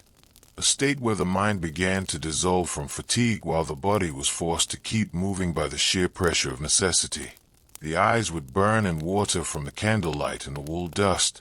the vision blurring until the individual threads merged into a single, shifting gray haze. The fingers, numb with cold and cramped from hours of tension, would fumble with the shuttle, dropping it onto the floorboards with a dull clatter that felt like a personal catastrophe, requiring the weaver to crawl on his hands and knees through the dusty grease beneath the loom to find it. The temptation to let the eyelids drop, to rest the forehead against the smooth oak of the lathe for just 5 minutes, was an almost physical pull, a sweet, dangerous seduction that had to be fought with every ounce of remaining will, because a single moment of slip-slap could cause a mistake in the pattern that would ruin the entire piece of cloth, resulting in a fine from the merchant that would erase the profit of a week's work. Let us step out of the heavy, dust-laden air of the weaving shop and walk a short distance down the narrow cobblestone lane, where the houses press so close together overhead that only a thin, jagged strip of starlit sky remains visible between the gables. The silence of the night is broken here by a different sound, a distant, rhythmic thudding that vibrates through the very ground beneath your boots, accompanied by a low, rushing roar that sounds like the breath of a sleeping dragon hidden deep within the stone foundations of the street. It is the sound of the smithy, the iron forge, which was the fiery, metallic heart of the pre-industrial community. As you approach the heavy timber door of the forge, which is left half open to allow some of the intense heat to escape into the cold night air, you are struck by a sudden, violent contrast of light and shadow. The interior of the smithy is a cavern of deep, velvety blackness, illuminated only by the brilliant, white-hot glare of the stone hearth fire, which pulses and flares with a rhythmic intensity as a young apprentice works the giant leather bellows in the corner. In this circle of fiery light stands the blacksmith, his massive, grease-stained leather apron hanging down to his heavy leather boots, his bare arms gleaming with oil, soot, and sweat as he lifts a glowing bar of iron from the embers with a long pair of tongs. The smith was the essential creator of the pre-industrial world, the magician who transformed the raw, brittle iron of the earth into the tools that allowed all other labor to exist. Without him, there would be no iron shares for the plowman, no curved blades for the reaper's scythe, no axes for the woodcutter, and no nails to hold the timber houses together. He was a figure of immense respect and folklore, often credited in popular imagination with supernatural strength or secret knowledge whispered to him by the spirits of the fire. But if you look past the myth, past the romantic image of the brawny village smith swinging his hammer with effortless grace, you will find a reality of brutal, bone-jarring physical exhaustion that was unmatched by almost any other trade. The primary tool of the smith was the hammer, and its use required an expenditure of physical energy that was concentrated entirely in the muscles of the dominant arm, the shoulder, and the upper back. The standard hand hammer used for forging steel or iron weighed anywhere from 3 to 5 pounds. A heavy sledgehammer used for rough shaping could weigh up to 16 pounds. To shape a piece of metal, the smith had to lift this heavy mass over his shoulder and bring it down onto the hot iron resting on the anvil with a precise, powerful impact, a motion that was repeated hundreds of times for every tool he created. The physical strain of this hammering was not merely a matter of muscular fatigue. It was a violent, destructive process that jarred the entire skeletal structure of the upper body. Every time the iron hammer struck the metal on the anvil, a powerful recoil wave was generated, a shock that traveled back up the wooden handle and straight into the bones of the smith's hand, wrist, and elbow. Over years of labor, this continuous jarring caused a severe, chronic degeneration of the cartilage in the joints, a condition known to old doctors as Smith's elbow, which left the arm permanently stiff, swollen, and prone to sudden, agonizing locks that made it impossible to straighten the limb. Furthermore, the asymmetry of the work reshaped the smith's body into a grotesque caricature of physical strength. The hammering arm and the corresponding shoulder would grow excessively large,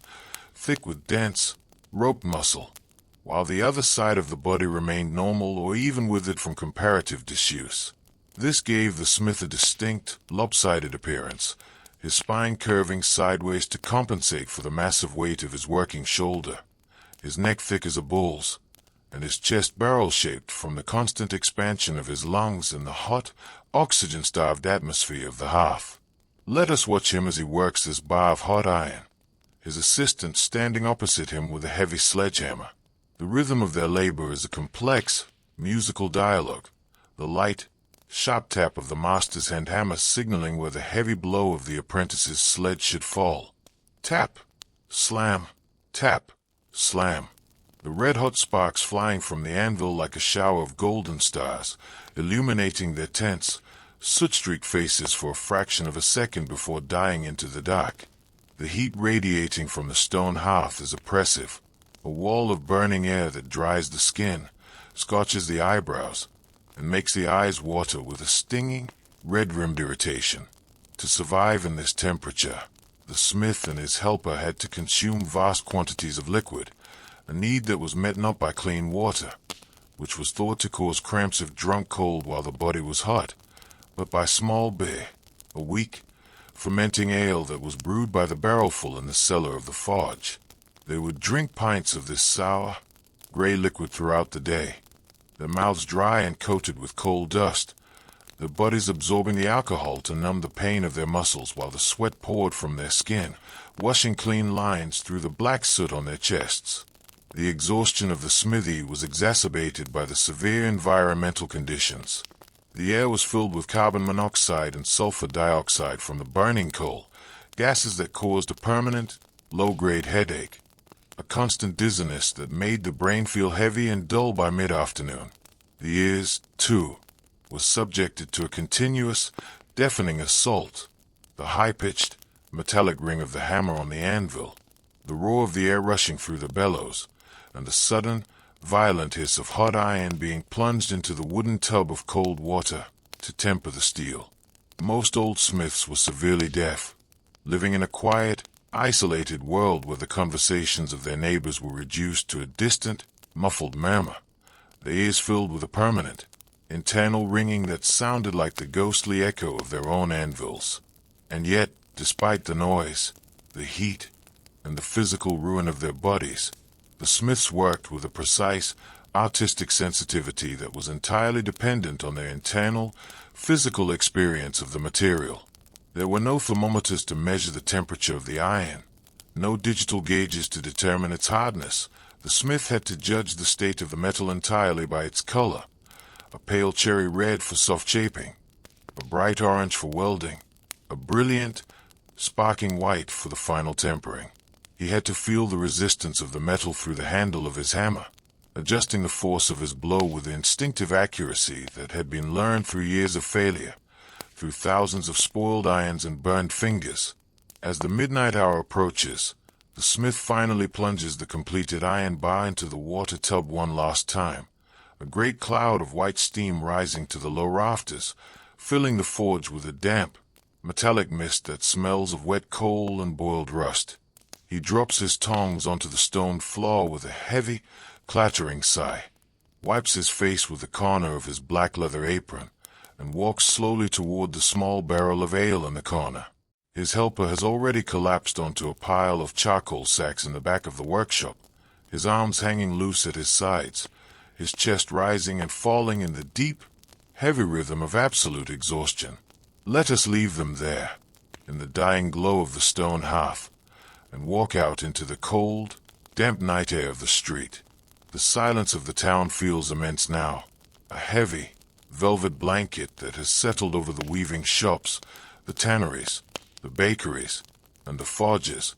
turning the entire settlement into a quiet monument to human fabrication. The fatigue that we have witnessed here is different from that of the fields. It is a specialized, concentrated weariness, a sacrifice of specific limbs and specific senses to the creation of the material world.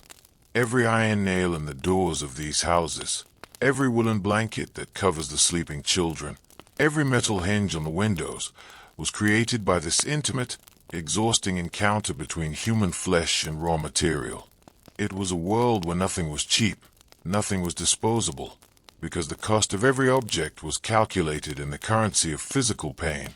in the degradation of joints, and the shortening of lives. There is a deep, sullen dignity in this weariness, a recognition that the artificial environment we inhabit was constructed piece by piece, blow by blow, by hands that were as tired as the minds were dark. As you turn your steps back toward the lane that leads out into the open country, let your own mind absorb that rhythmic, mechanical cadence, the memory of the weaver's loom and the blacksmith's anvil slowing down within your thoughts until they become a gentle, low-frequency hum that lulls your consciousness into a state of serene relaxation. The town is asleep, the fires are smoldering, and the creators have laid down their tools, surrendering their twisted fingers and aching shoulders to the great, universal rest that waits for us all at the end of the day. Let yourself drift down into that darkness along with them, finding a deep, unhurried peace in the quiet memory of their labor. Part 4. The King's Highway and the Deep Woods. If you pass beyond the outer limits of the artisan's town,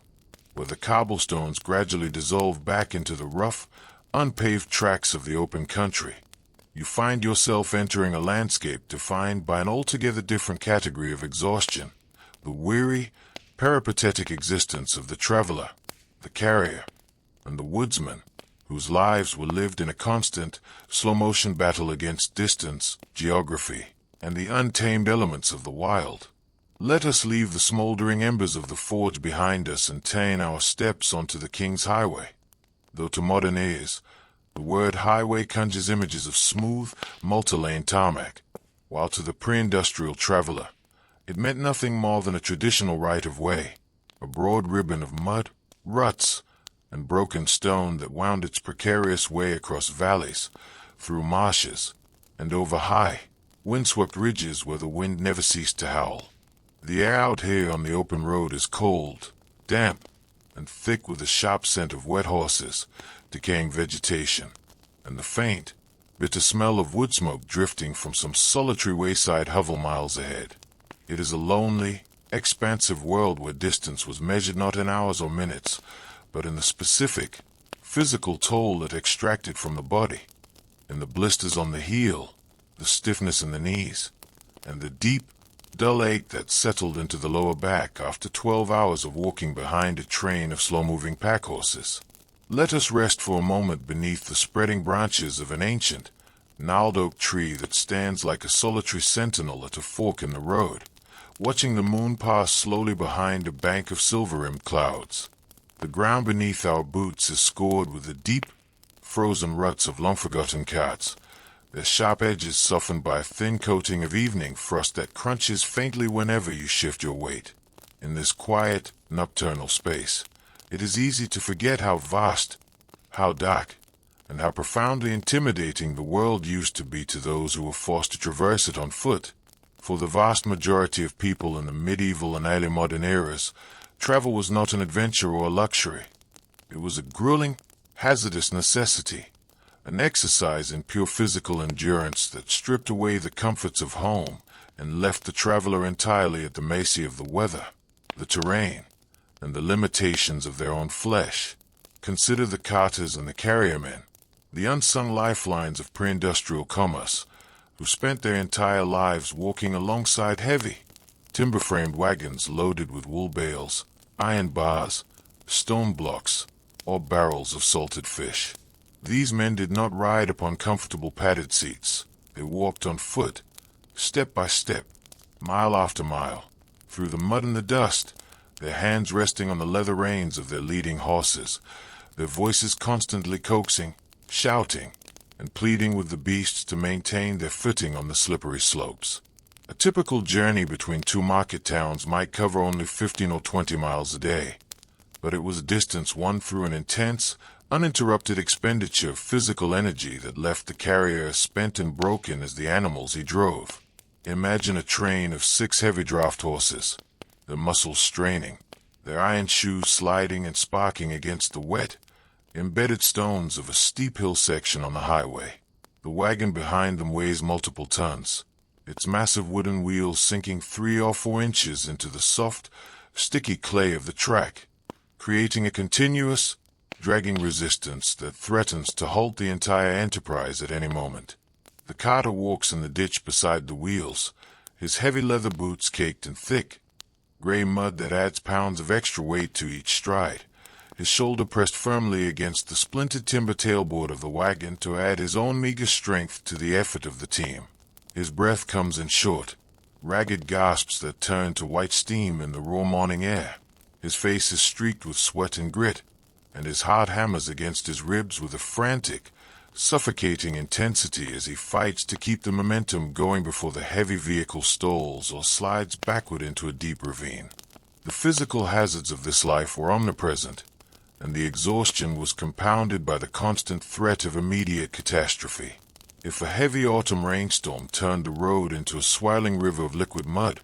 a wagon could easily become bogged down to its axles, requiring hours of back-breaking labor to extricate it. The carter would have to work for hours in icy, knee-deep water, using long wooden levers to pry the wheels up from the suction of the clay, stuffing bundles of brushwood and straw beneath the iron rims, and unloading heavy sacks of cargo by hand onto the wet grass of the roadside. It was work that targeted the lower back, the shoulders, and the core with a crushing, twisting strain. A relentless physical emergency performed in the freezing rain while the daylight slipped away and the cold crept into the bones, leaving the hands so stiff with frost that they could scarcely unbuckle the leather harness straps when the work was finally done. And when the night finally fell, there was rarely a warm inn or a soft bed waiting for the carrier at the end of his stage. Most carters slept out in the open, curled up beneath a grease-stained canvas tarp on the floor of their wagons, or huddled inside the cold, drafty stables of a wayside alehouse, their heads resting on a sack of oats, their bodies wrapped in a single, damp wool blanket that smelled strongly of horse sweat and old hay. They lay there in the dark, their muscles twitching with the residue of the day's strain, listening to the horses stamp and chew in the stalls beside them, their sleep fragmented by the cold, the itching of lice, and the deep, throbbing ache in their knees and ankles that never truly dissolved, even in the deepest hours of the midnight watch. Let us follow the highway as it leaves the open fields behind and dips down into a wide, shallow valley where a great, ancient forest swallows the track in a canopy of deep, impenetrable shadow. The air within the woods is noticeably heavier, holding a dense, damp chill that feels as though it has been trapped beneath the branches for centuries, smelling of wet moss, decaying timber, and the sharp, clean scent of crushed fern leaves. This was the dark, mysterious hinterland of the pre-industrial world, a place that in popular imagination was filled with outlaws, wolves, and malicious woodland spirits, but in reality, it was a busy, essential arena of human labor, populated by woodcutters, charcoal burners, and bark peelers whose lives were defined by a severe, isolated exhaustion that was unique to the deep woods. Consider the charcoal burners, perhaps the most solitary and mysterious of all pre-industrial laborers, who lived for weeks or months at a time in the heart of the forest, far from the companionable noises of the village or the comforts of a family hearth. Their task was to transform the raw green wood of the forest into the pure, concentrated carbon fuel required by the blacksmiths, the ironworks, and the glasshouses of the towns, a process that required a meticulous, round-the-clock supervision that made sleep a rare, fragmented luxury. The charcoal burner's life centered around the coaly hearth, a massive, conical mound of precisely stacked logs, covered in a thick, airtight layer of wet turf, damp moss, and fine forest soil. Once the mound was ignited from the top through a central chimney, it had to be allowed to smolder slowly for days or even weeks, burning without flame to drive off the moisture and impurities without consuming the wood itself. This required a constant, vigilant monitoring of the smoke that rose from the vent holes. If the smoke turned white and thick, it meant the wood was drying correctly. But if it turned blue and clear,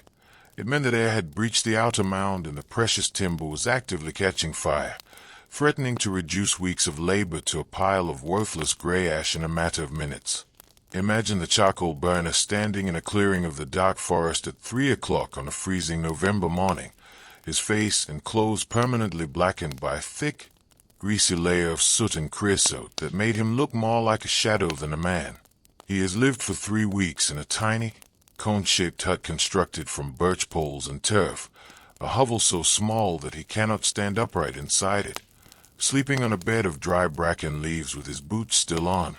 his senses constantly attuned even in his slumber to the crackle and sigh of the burning mound outside. When the wind shifts or a sudden squall arises, he must leap from his bed into the dark,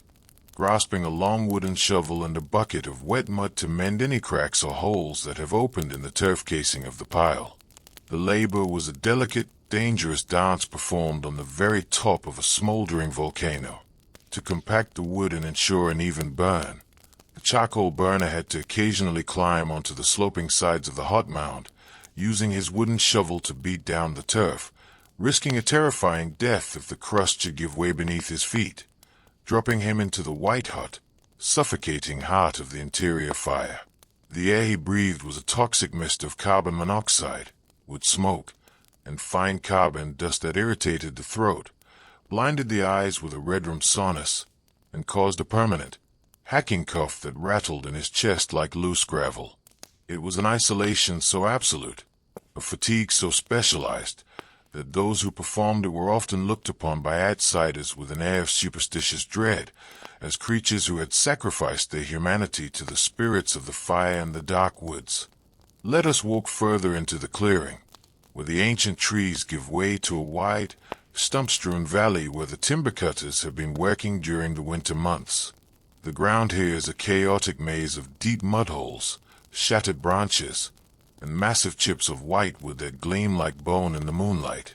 The felling and hauling of these great forest giants was a monumental industry, an operation of brute force and primitive mechanics that tested the absolute limits of human and animal endurance. Once a massive oak or beech tree had been felled by the slow, rhythmic labor of the crosscut saw and the felling axe. The branches were lopped off and the trunk was cleared of its bark, which was highly valued by the local tanners for its rich content of tannic acid. The work of bark peeling, performed in the early spring when the sap was rising, was a cold, finger-shredding chore that fell mostly to the women and older children of the woodland parishes. Using sharp iron chisels and wooden spatulas called peeling irons, they had to strip the tough, fibrous bark from the sticky trunk in long, heavy sheets, their fingers turning blue and numb from the freezing sap, their hands covered in deep, painful scratches that became infected with the grime of the forest, leaving them with swollen, throbbing knuckles that made every movement a fresh torment. And then came the problem of tushing,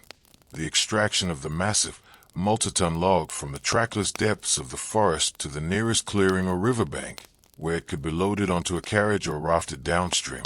This was the work of the timber horses, massive, thick-set stallions whose immense strength was guided by the shouted commands and long whips of the teamsters. The log was secured with heavy iron chains and drag hooks, its blunt end resting directly on the rough forest floor,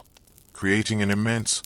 plowing friction as the horses were urged forward through the undergrowth, their hooves tearing up the moss and gnarled tree roots as they strained against the dead weight. The teamster walked behind or beside the log, his position fraught with extreme, immediate danger. If the massive timber struck a hidden boulder or a thick root while moving down a steep slope, it could suddenly pivot or lurch sideways with a violent, unstoppable force. crushing a man against a standing tree or snapping his leg like a dry twig. The teamster had to maintain a constant, hyper-alert focus, his muscles tense, his eyes darting between the path, the horses, and the moving log,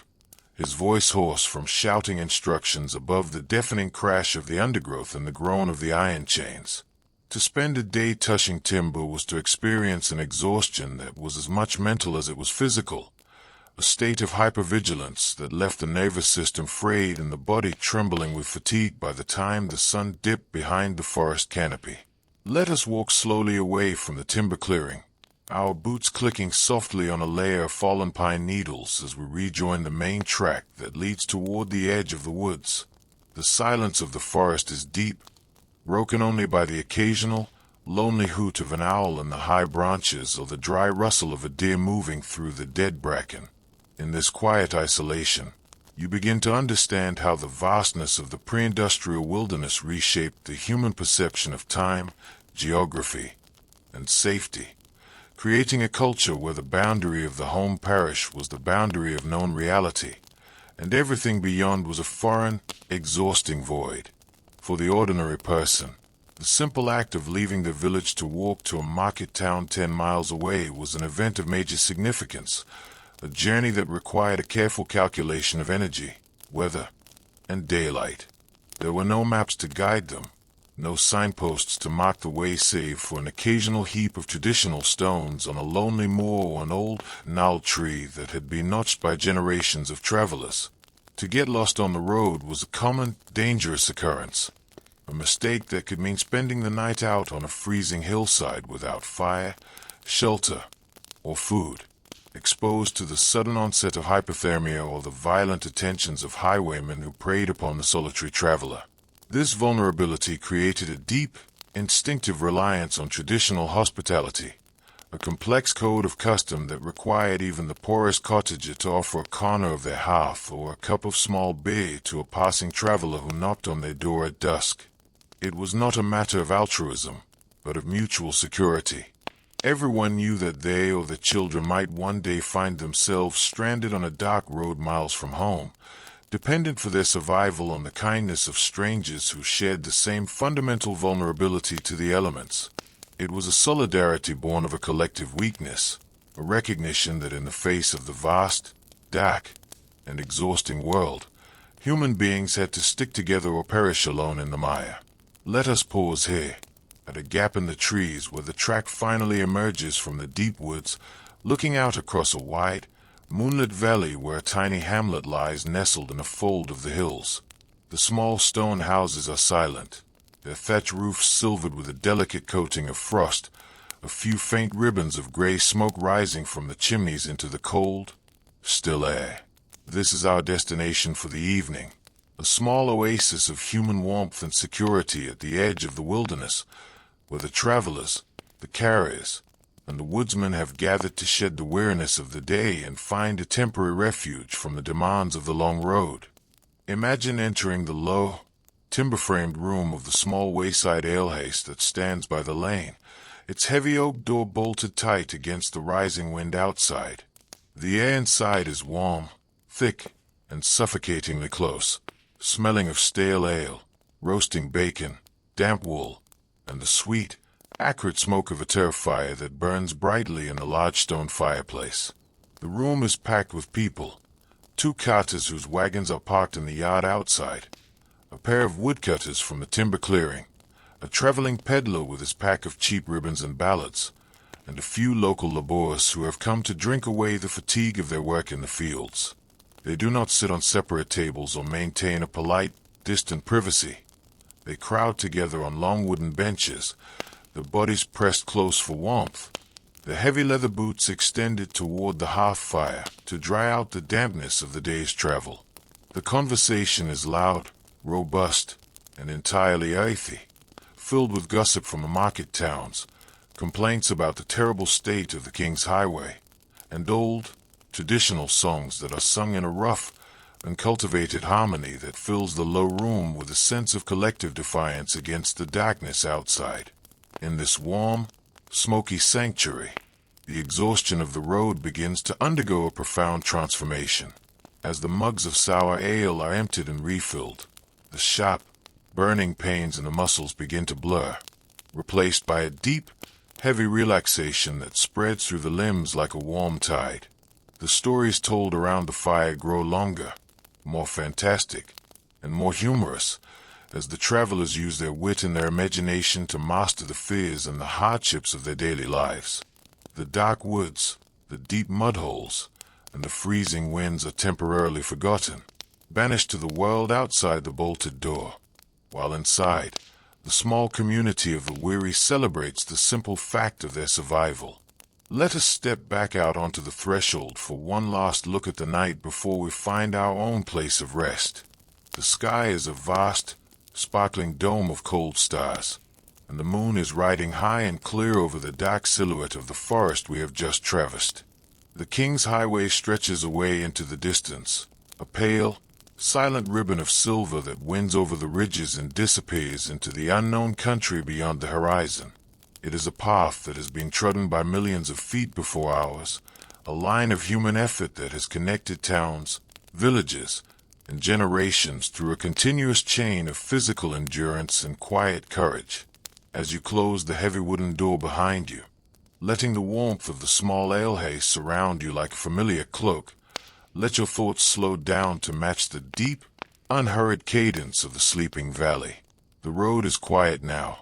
The horses are resting in their stalls,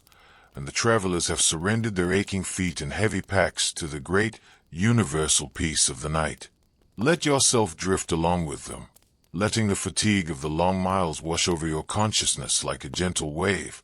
leaving you with nothing but the comforting, smoky memory of the fire and the profound, restorative rest of a deep, historical sleep.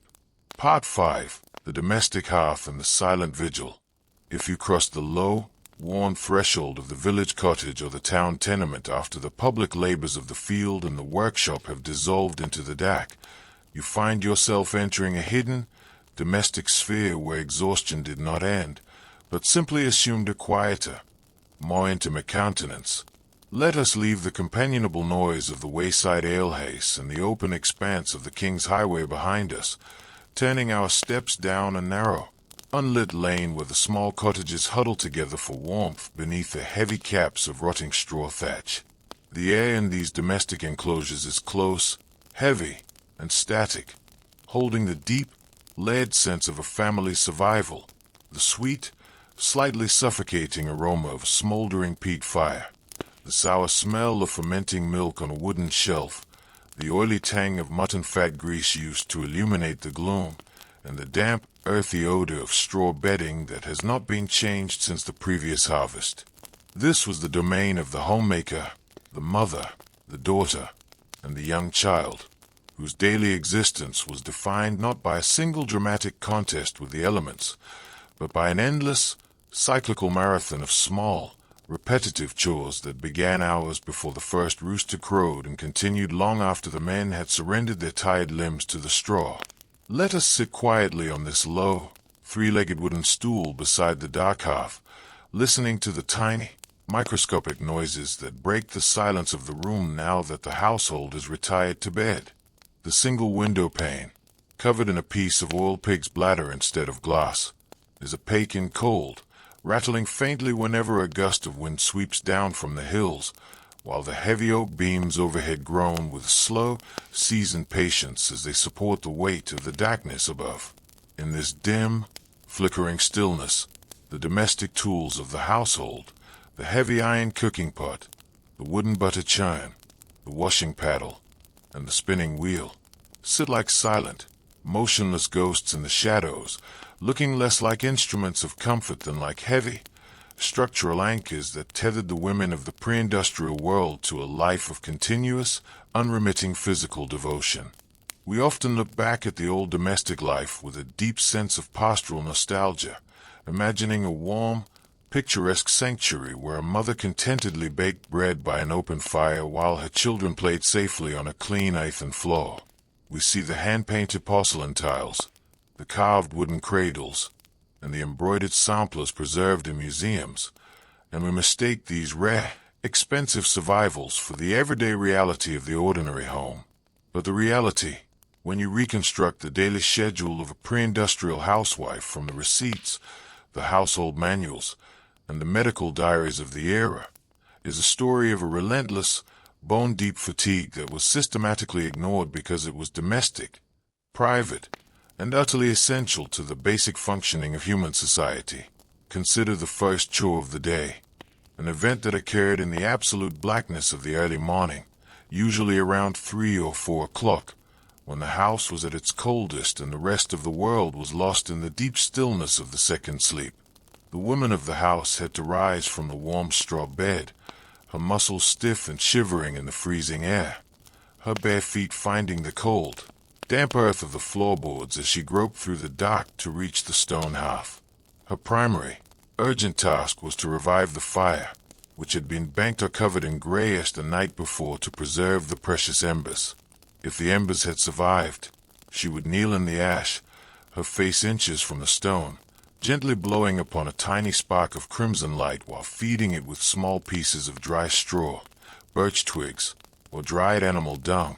her lungs inhaling the thick, acrid smoke that billowed from the cold chimney until her eyes burned with a stinging, watery soreness. If the fire was dead, as it often was during the damp winter months, she had to engage in the frustrating, exhausting labor of striking a piece of flint against a steel ring, over and over again, her cold, trembling fingers slipping in the dark, her knuckles striking the iron until they were raw and bleeding, desperate to catch a single spark upon a piece of charred linen tinder before the room grew so cold that the water bucket froze solid on its shelf. Once the fire was burning with a dull, smoky heat, the woman's day could officially begin, and its pace was dictated by an absolute lack of mechanical assistance. Every drop of water needed for cooking, washing, and drinking had to be hauled by her own muscles from the village well or the stream down the lane, a chore that required multiple trips in the dark morning frost, carrying 40 or 50 pounds of water in heavy wooden buckets suspended from a wooden yoke across her bleeding shoulders. Her knees would shake with the weight, the icy water slopping over the rims to freeze upon her coarse woolen skate, her fingers losing all sensation as they gripped the wet hemp ropes, an exercise that she performed day after day, year after year, until her shoulders were permanently uneven and her spine was curved into a rigid, defensive knot. And then came the preparation of the morning meal, which was a far cry from the modern convenience of pouring cereal from a cardboard box. If the family was to have bread, the grain had to be ground by hand using a primitive stone quern,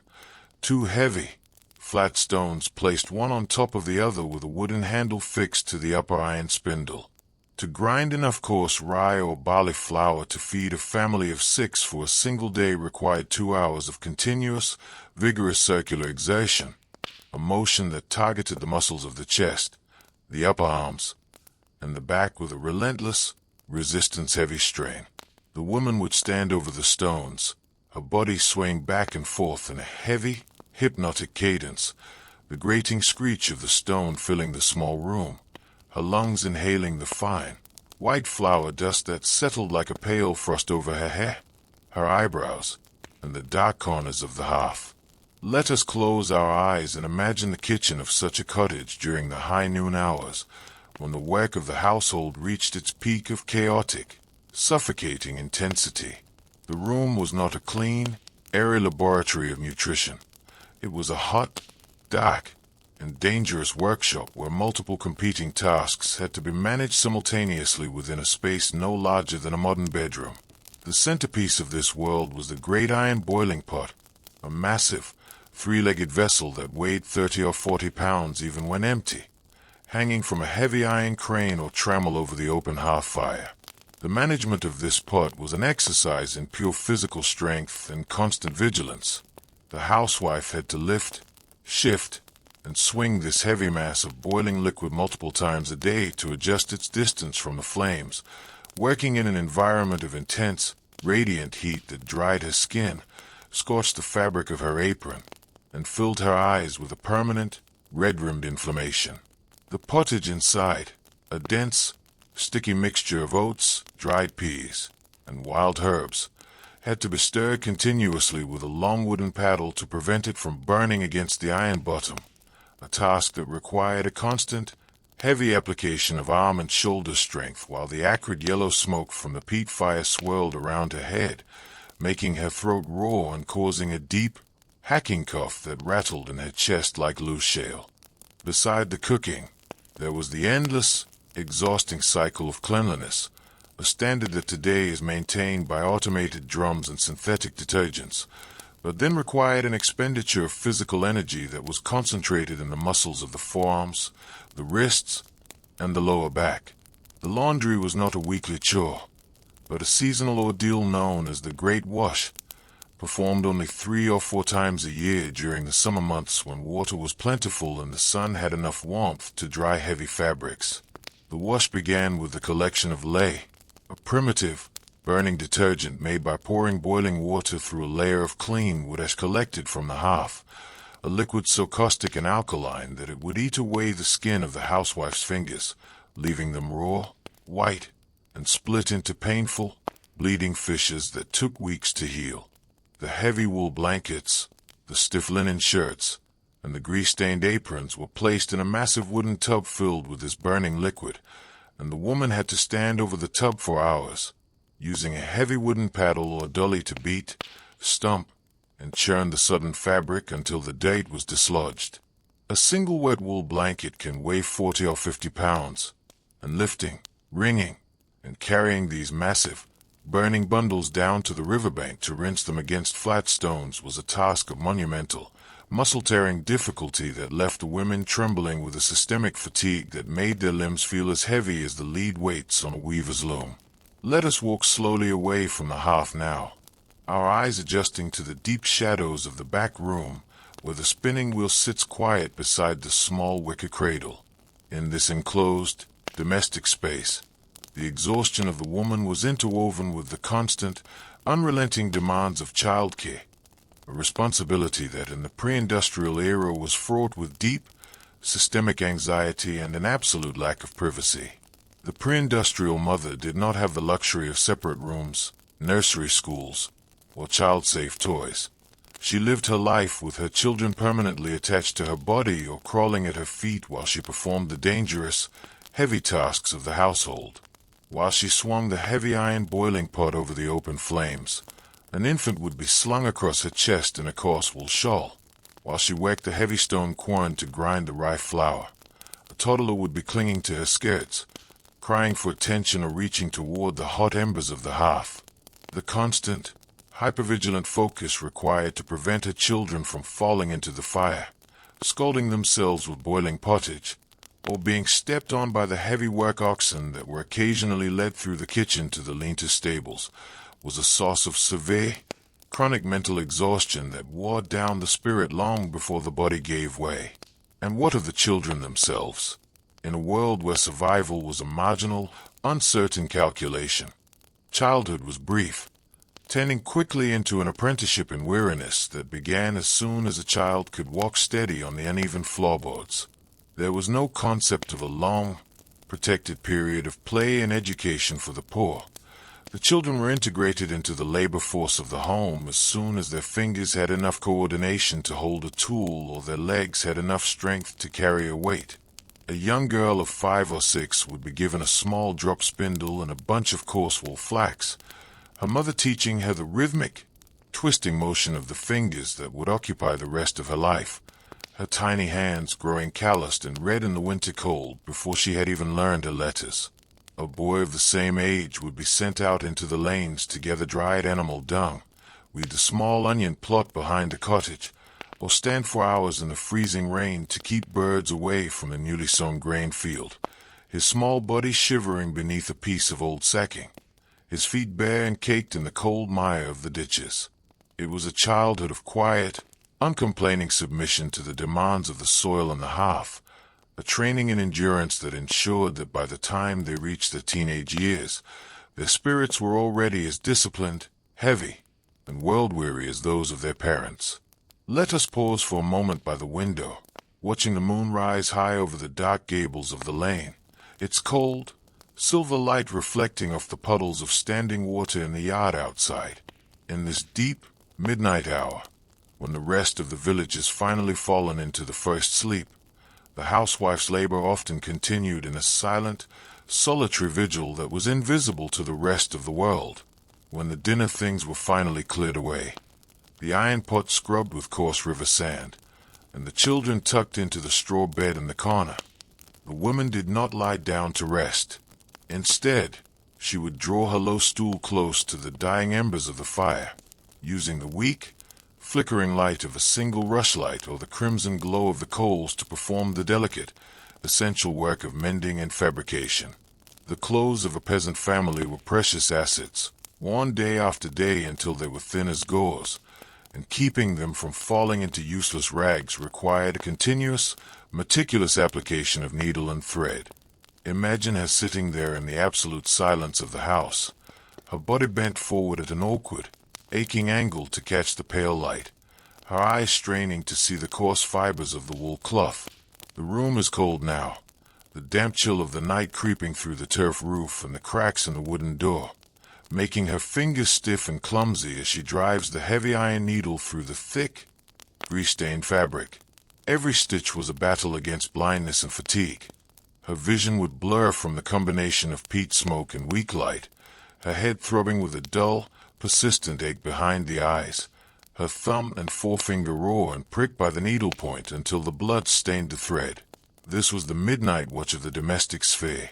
a time of profound, solitary reflection when the woman was alone with her thoughts, her memories, and her unvoiced anxieties. In the quietness of the room, the small worries that were drowned out by the noise of the day would rise to the surface of her mind like bubbles in a boiling pot. The state of the flour bin, which was running dangerously low before the winter had even reached its midpoint,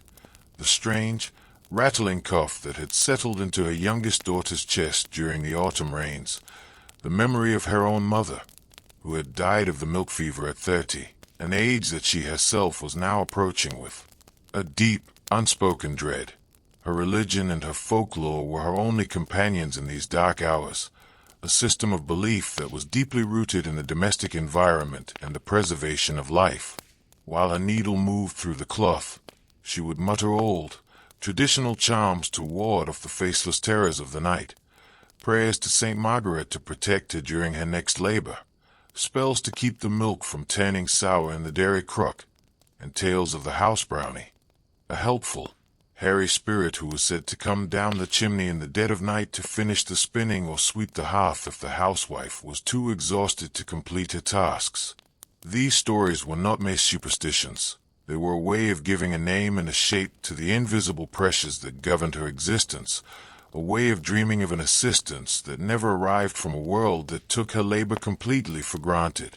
Let us begin our slow transition away from this dark, smoky cottage, our minds filled with the quiet, domestic tragedy of an endurance that had no audience and no reward save for the survival of the family for another turn of the wheel. The fire on the stone hearth has finally died down to a bed of pale gray ash, the single rushlight has gutted out in its iron holder,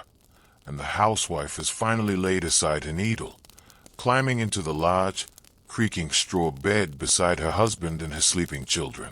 The silence that fills the room now is complete, a heavy, maternal peace that has settled over the pots, the wheels, the cradles, and the tools, turning the small home into a quiet sanctuary of collective rest. The exhaustion we have contemplated here is the most ancient and foundational of all, the weariness of the nest builder, the keeper of the fire, the carrier of water, whose quiet work made all the grand narratives of kings, battles, and empires possible. Every stone cathedral that rises into the sky, every ship that sailed across the ocean, was anchored to the earth by the strength of these women who woke in the dark to blow upon the embers and carry the buckets up the lane. As you let your own thoughts slow down to match the deep, rhythmic breathing of the sleeping family in the straw, let the modern world fade away into a distant, insignificant murmur, letting the profound, domestic peace of the night surround your consciousness like a warm wool blanket, carrying your mind down into a deep, restorative, and historical sleep. Part 6. The King's Toll and the Scourge of the High Seas. If you look past the quiet, smoke-shrouded valleys of the countryside and follow the steady, descending path of the rivers until they broaden into the great, mud-choked estuaries where the wealth of nations is loaded into the hulls of iron-bound ships, you find yourself entering an arena of global exertion where human fatigue became a traded commodity, a raw material to be spent by monarchs, merchants, and naval commanders in the relentless pursuit of empire. Let us leave the private vigils of the domestic hearth behind us and step onto the salt-stained deck of a three-masted merchantman or towering ship of the line, riding heavily at anchor in the cold, gray swells of an Atlantic roadstead. The air here has lost all the sweet, earthy sense of the fields and the woodlands. It is a harsh, biting mixture of brine, rotting oakum, rancid tallow grease used to slide the great gun carriages, and the sour, suffocating stench of hundreds of unwashed men packed into a low-ceilinged berth that has not seen a breath of fresh air since the vessel cleared the harbor mouth. This was the world of the common sailor, the landsman, and the impressed laborer, whose daily existence was defined not by a traditional cycle of rustic customs, but by a rigid, mechanical discipline that treated the human body as a cheap, replaceable cog in a massive engine of maritime commerce and naval warfare. Let us stand for a moment by the wooden pin rack on the quarterdeck, our fingers touching the rough, tie-crusted hemp lines that disappear into the dark maze of rigging overhead, listening to the immense, complicated symphony of noise that never truly ceases on a pre-industrial ship. The massive wooden hull groans and flexes with a deep, structural complaining as it encounters the long, unyielding muscle of the ocean swells, while the tall pine masts creak in their steps like ancient trees in a gale, and the wind through the shrouds produces a high, whistling hiss that sounds like the breath of 1,000 ghosts waiting for a moment of ruin. In this dark, watery wilderness, exhaustion was not a condition that could be negotiated with a warm fire or a long night of biphasic sleep. It was an absolute, life-or-death reality where a single second of faltering attention, a single muscle spasm brought on by cold and fatigue, could mean being flung from a high canvas yard into a boiling sea that offered no mercy and no grave save for the deep, silent mud of the ocean floor. We often look back at the great age of sail through a lens of high adventure and patriotic romance, imagining a time of gallant captains, singing crews, and beautiful wooden castles that conquered the horizons under a cloud of white canvas. We see the dramatic oil paintings of naval battles, the gleaming brass navigational instruments in museum cases, and the stirring sea shanties preserved by folk singers, and we mistake the collective grandeur of the achievement for the individual experience of those who performed the labor. But the reality, preserved in the jagged handwriting of old logbooks, the grim reports of naval surgeons, and the bitter memoirs of common seamen, is the story of a crushing, institutionalized exhaustion that was systematically imposed by the state and the market to extend the reach of Western empire into the furthest corners of the globe. Consider the work of simply managing the sails on a great ship during an autumn gale in the Bay of Biscay, a task that required an expenditure of physical energy that was performed under conditions of extreme, terrifying hazard. When the wind rose to a shriek and the captain gave the order to reef the topsails, the men could not wait for morning or look for a dry place to hide. They had to scramble out of their hammocks in the pitch blackness of the night watch, their bodies shivering from the damp chill of the lower deck, and race up the wooden ratlins into the shivering sky. The climb up the shrouds was an exercise in pure, white-knuckled terror and intense physical strain. The rope ladders were slick with ice, salt spray, and grease, shaking violently as the ship pitched and rolled through 40-degree arcs in the deck, the wind tearing at the seamen's wool jackets with a force that threatened to rip them from the rigging like dry leaves. To maintain a grip while climbing 200 feet into the air required a continuous, desperate exertion of the fingers, the forearms, and the thighs, a motion performed while the stomach churned with seasickness and the eyes were blinded by the driving sleet that struck the face with the sharpness of needles. Once they reached the high yardam, the true agony began. The men had to shimmy out along a single foot rope that hung beneath the timber beam, their bellies pressed hard against the rough wood as they leaned forward into the void to haul up the heavy, sodden canvas sail. A wet canvas sail can weigh hundreds of pounds, and under the pressure of a gale, it became a rigid, bucking monster that fought back against human hands with a violent, unpredictable strength. The fabric was stiff with salt crust and ice, tearing the skin from the sailors' fingertips and breaking their fingernails down to the quick as they clawed at the seams, desperate to gather the canvas into folds and secure it with the short rope gaskets. The physical exhaustion of this work was concentrated in the core, the shoulders, and the gripping muscles of the hands. For an hour or more, the men would hang suspended between the sky and the sea, their muscles trembling with a deep, systemic fatigue, their breath coming in short, frozen gasps as they fought the canvas, knowing that if the footrope should snap or their numb fingers should lose their hold for a fraction of a second, they would drop into the blackness below. By the time they finally descended back to the deck, their hands were frozen into permanent, rigid claws that could not be straightened without a sharp, burning pain. Their bodies were soaked through to the skin with freezing brine, and their legs shook so violently with the residue of adrenaline and fatigue that they could scarcely walk across the rolling deck planks to reach their quarters. Let us follow them down the narrow wooden hatchway into the bathed deck, slipping through a world of low ceilings and dark corners where the common seamen lived when they were not on duty. The air down here is an oppressive, humid fog that catches in the back of the throat, thick with the smell of wet wool, sour bilge water, and the foul breath of 100 men packed into a space that provides less than 14 inches of horizontal clearance for each occupant. In this cramped, subterranean twilight, the concept of a long, restorative rest was an impossibility, a luxury that was completely incompatible with the relentless organization of the maritime watch system. The life of the sailor was divided into a rigid, 4-hour cycle of duty and rest that turned continuously, day and night, without regard for the biological rhythms of the body or the need for deep, uninterrupted sleep. A seaman would go on watch for 4 hours, performing the heavy manual labor of the deck, and then be allowed 4 hours below to eat, mend his clothes, and attempt to sleep before the boatswain's pipe called him back to the ropes. This meant that the sailor never experienced more than 3.5 hours of continuous rest at any point during a voyage that might last for 6 months or a year, living in a permanent state of sleep deprivation that left the brain heavy, dull, and prone to sudden, melancholy lapses of memory. And the sleep itself was a poor, unrefreshing substitute for the straw beds of the land. The sailor slept in a canvas hammock slung from the low-deck beams, packed so tightly against his crewmates that every movement of one was felt by all, the canvas pressing against his ribs with a tight, suffocating restriction as the ship rolled through the waves. The hammock was often damp from the water that leaked through the wooden seams of the upper deck,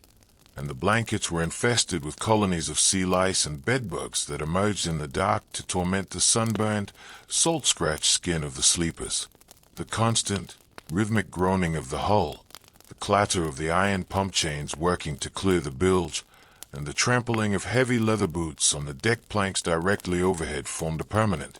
deafening background noise that kept the sleeper hovering in a state of superficial semi-consciousness, his mind never quite breaking free from the anxieties of the ship. Let us rest our back against a wooden bulkhead and consider the food that fueled this maritime machine, a diet that was calculated to provide the absolute minimum of nutritional support required to prevent mutiny while preserving the cargo spaces for more profitable goods. The centerpiece of the sailor's meal was ship's biscuit or hardtack, a dense, yellow square of flour and water that had been baked multiple times until it was as hard as a brick, a substance so unyielding that it could easily break a man's teeth if chewed dry, requiring it to be broken with a heavy iron marlin's pike or soaked in a bowl of watery tea or greasy broth before it could be swallowed. This hardtack was frequently years old, preserved in large wooden casks that had spent months in the damp holds of warehouses before being brought on board. When the cook opened a fresh cask, the biscuits were often found to be alive with columns of weevils, maggots, and black beetles that burrowed through the flour, leaving a bitter, powdery residue that smelled of rot. The sailors would tap the biscuits against the table to shake out the largest insects before eating them in the deck, their senses so deadened by hunger and fatigue that they cared nothing for the date,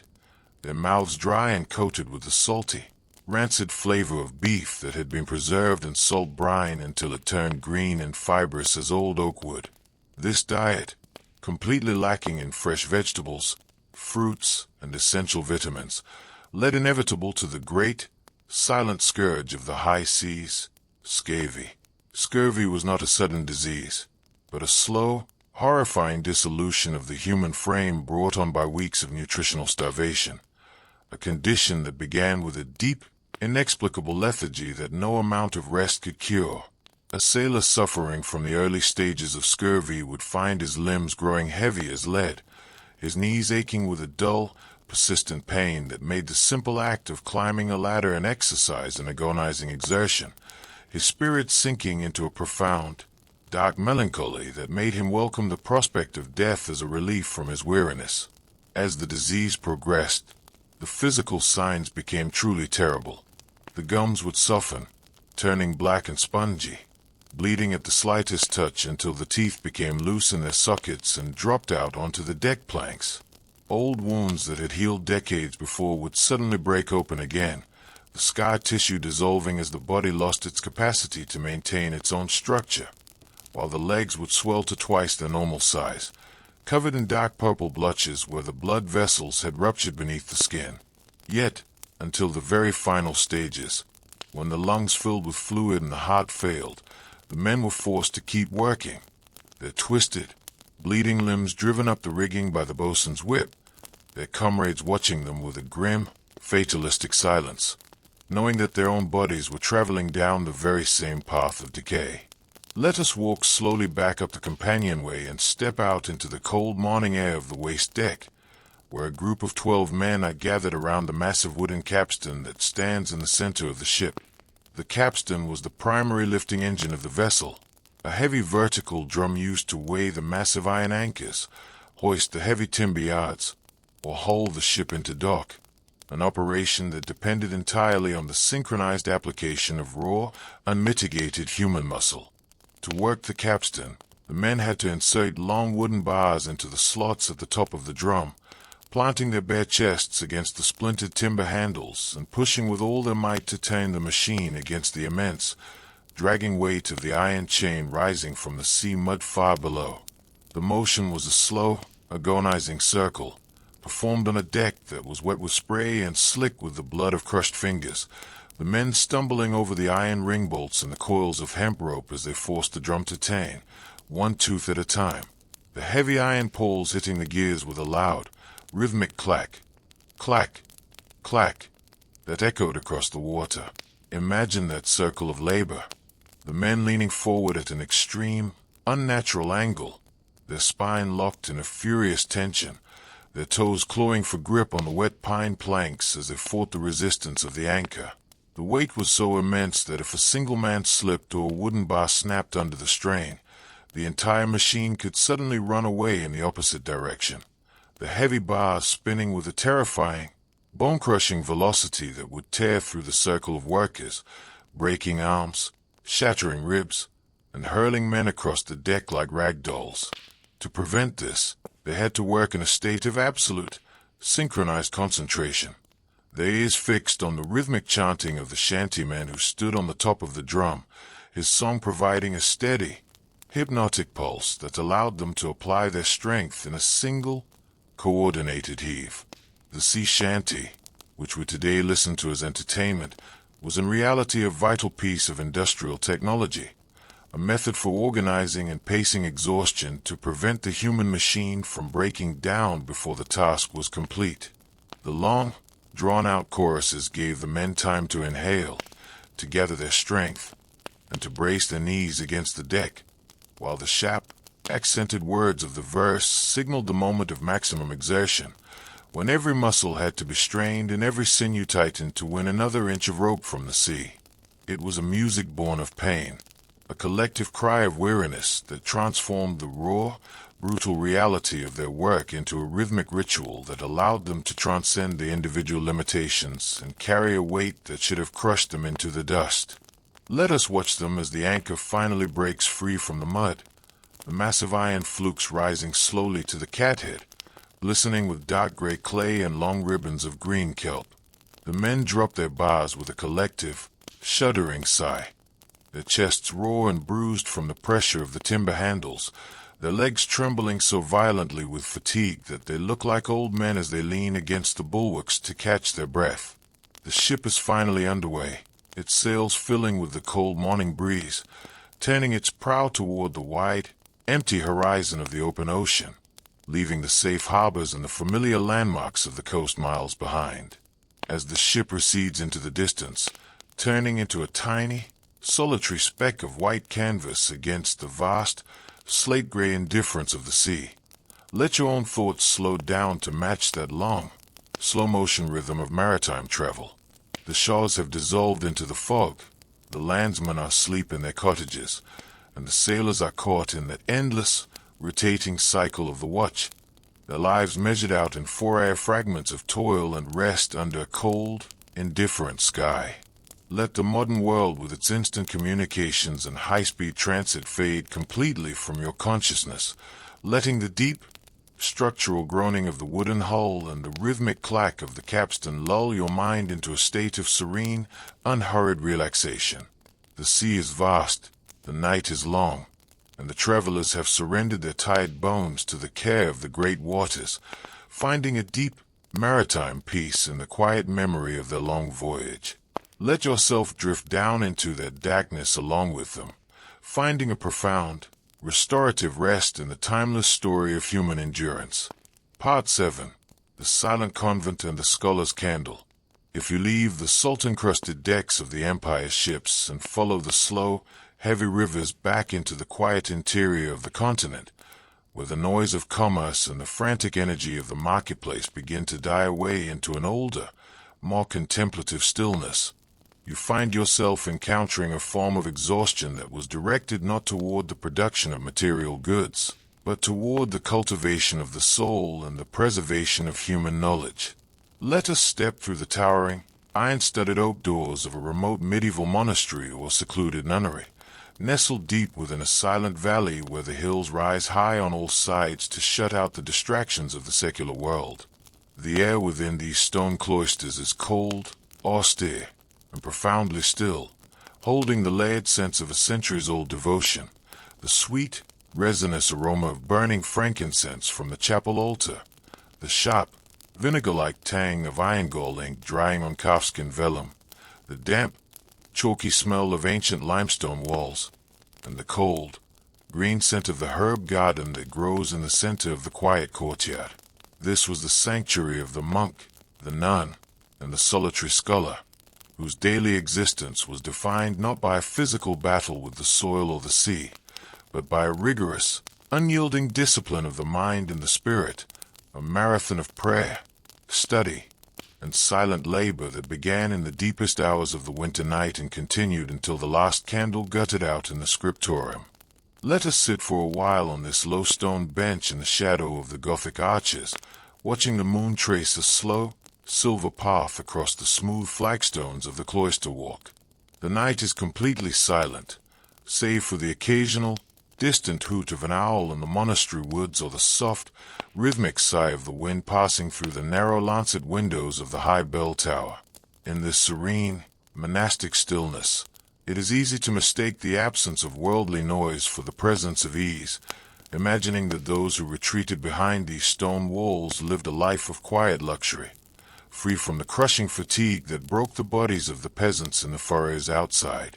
But if you listen closely to the whispers of the past, if you read the complaints scribbled in the margins of old manuscripts and the strict rules laid down by the founding abbots,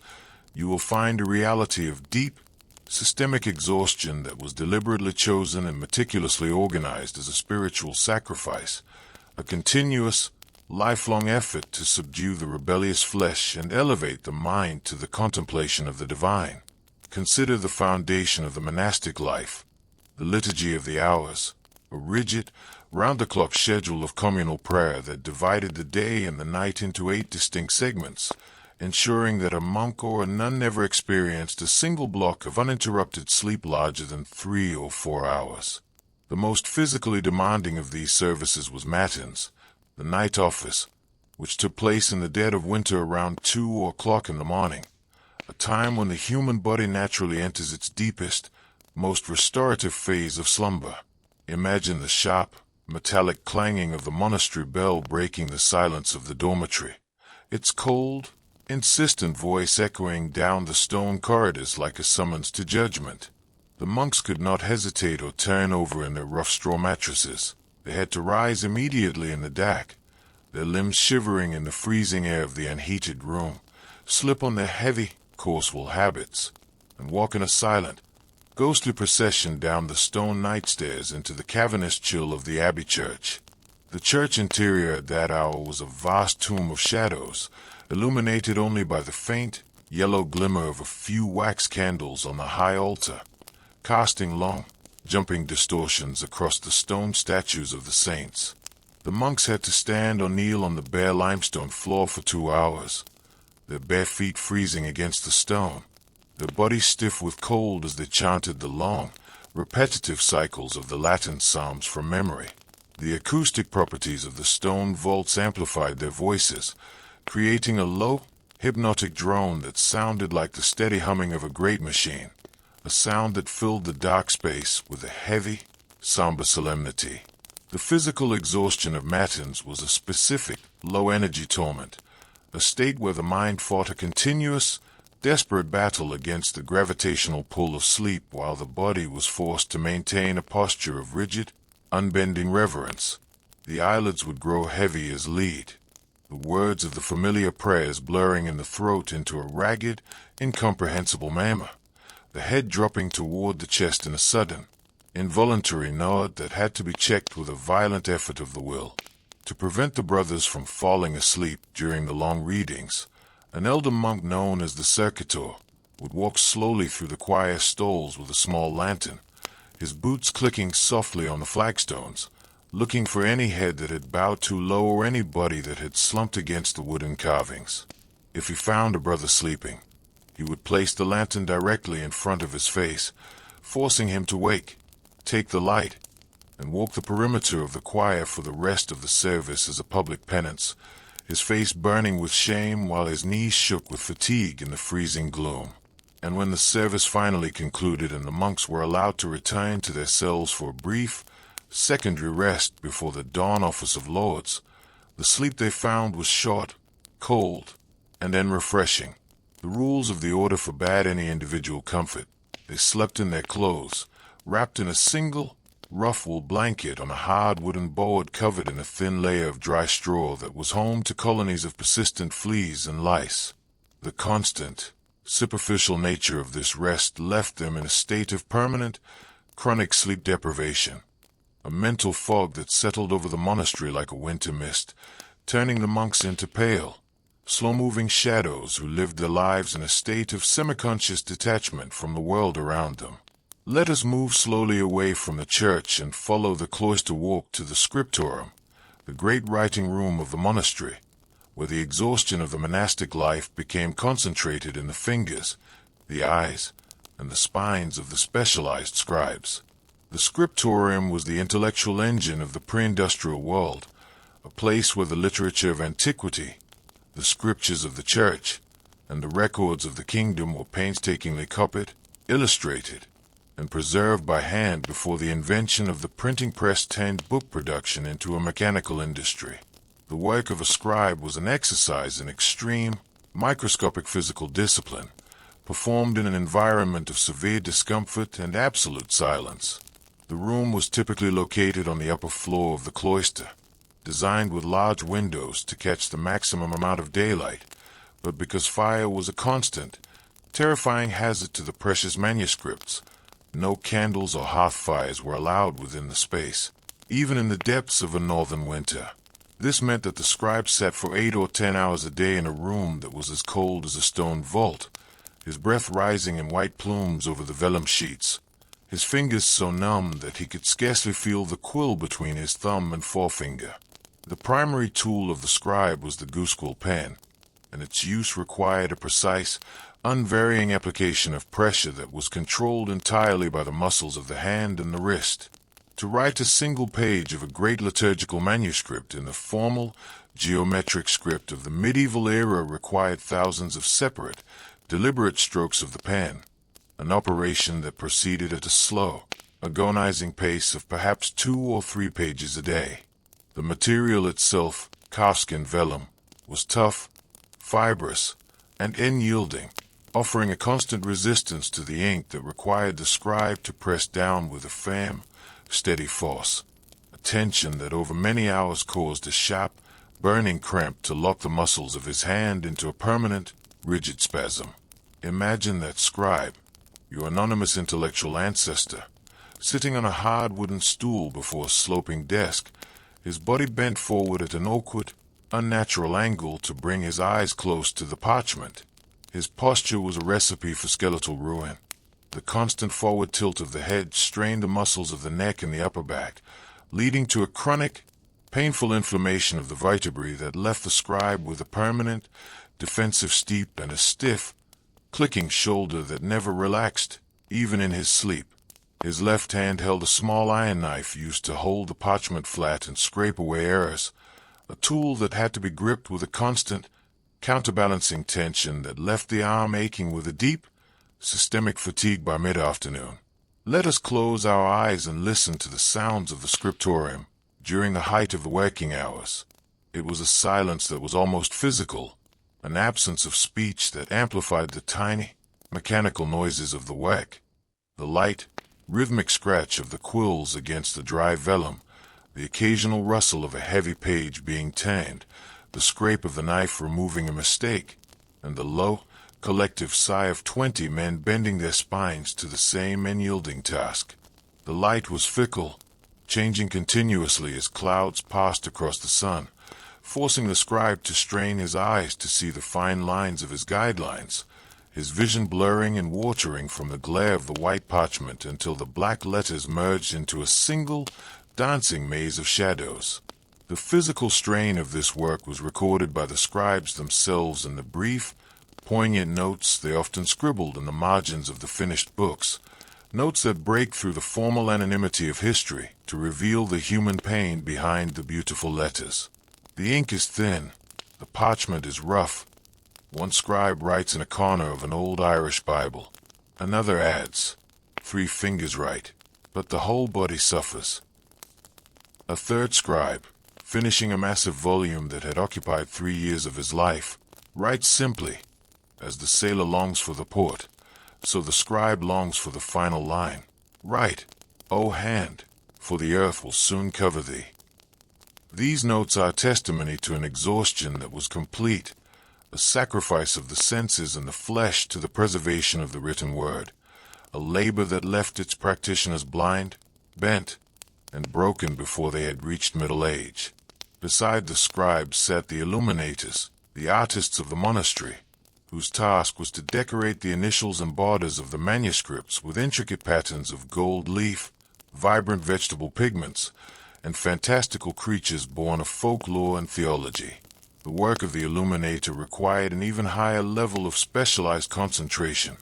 a steady, unshakable control of the fingers that had to be maintained under the same freezing, dim conditions as the text. To apply a piece of gold leaf no larger than a grain of sand to the halo of a painted saint required the illuminator to hold his breath,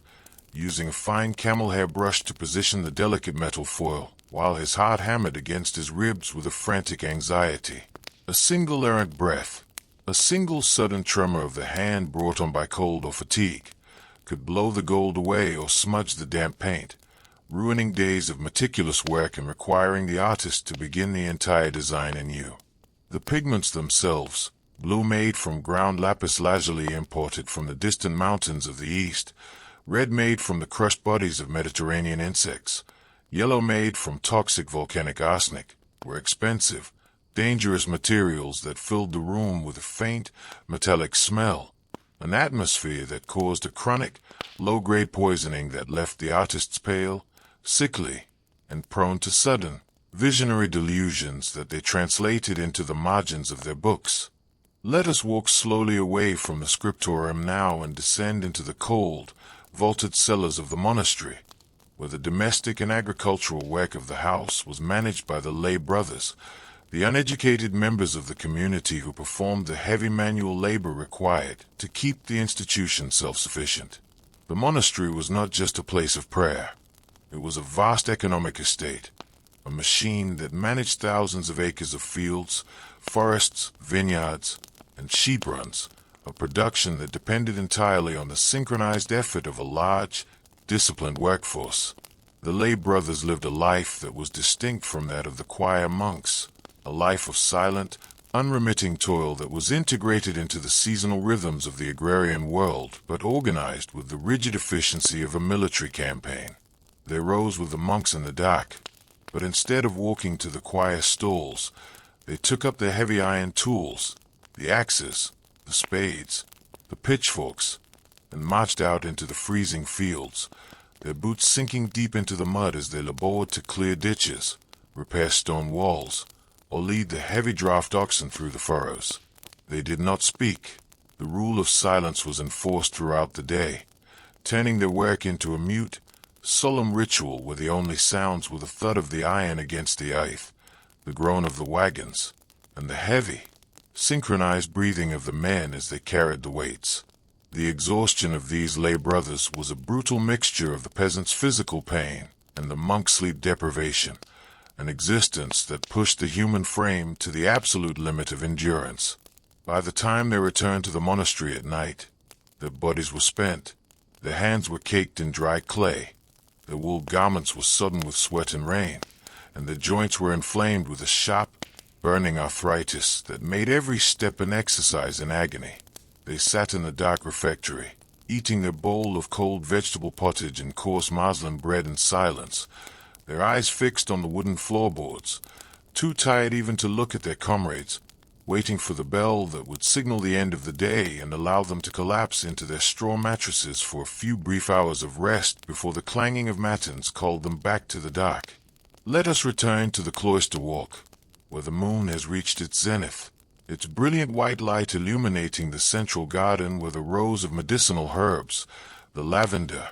the rosemary, the sage, and the dark monkshood, stand silent and frozen in the night air. The stillness of the valley is absolute now, a heavy, sacred peace that has settled over the chapel, the scriptorium, the cells, and the workshops, turning the entire monastery into a quiet monument to human devotion and collective restraint. The fatigue that we have witnessed here is the most refined and purposeful of all, a weariness that was not forced by a master or market, but voluntarily embraced as a path to purification, a conviction that the breaking of the body was the only way to release the spirit into the light of truth. Every page of the ancient manuscripts that have survived to our day, every stone in the beautiful vaults overhead, every line of philosophy written by a medieval scholar, was paid for by this intimate, exhausting sacrifice of individual comfort and physical health. It was a world where knowledge was not a cheap, instant commodity to be scrolled through on a screen, but a precious, holy fire that had to be tended by hand, guarded through the dark centuries by men and women who were too tired to speak, too cold to feel their own fingers, but possessed of a relentless, unshakable will that carried them through the midnight watch. As you look up at the great stone tower silhouette against the stars, let your own mind absorb that rhythmic, silent cadence, the memory of the scribe's quill and the chanted psalms slowing down within your thoughts until they become a gentle, low-frequency hum that lulls your consciousness into a state of serene relaxation. The valley is quiet, the candles are out, and the scholars have laid down their pens, surrendering their blind eyes and aching spines to the great, universal rest that waits for us all at the end of the long journey. Let yourself drift down into that darkness along with them, finding a deep, unhurried peace in the quiet memory of their long vigil, letting the profound, monastic stillness of the night carry your mind down into a deep, restorative, and historical sleep. Part 8. The setting sun and the eternal rest. If you stand once more upon the highest ridge of the open hills, where the earth drops away in long, dark folds toward the silver ribbon of the distant river and the vast, slate-gray indifference of the sea, you can feel the entire journey through the geography of exhaustion drawing to its inevitable, quiet close. Let us leave behind the cold stone cloisters of the monastery, the smoky interior of the domestic hearth, the clattering loom of the artisan, and the deep, muddy tracks of the king's highway. Stepping out into the wide, unshielded expanse of the high common land just as the final hours of the pre-industrial night begin to soften into the feist, pale promise of the morning. The air up here is thin, sharp, and intensely cold, carrying the clean, wild sense of frostbitten gorse bushes, wet peat, and the vast, empty space that lies between the rolling hills and the turning stars. This is the boundary of the world we have explored, the panoramic summit where all the separate streams of human weariness, the sweat of the harvest field, the jar of the blacksmith's hammer, the terror of the high rigging, and the slow blindness of the scholar's desk, converge into a single, majestic narrative of human endurance that has written its history into the very contours of the earth beneath your feet. Let us rest our limbs against this ancient stone marker,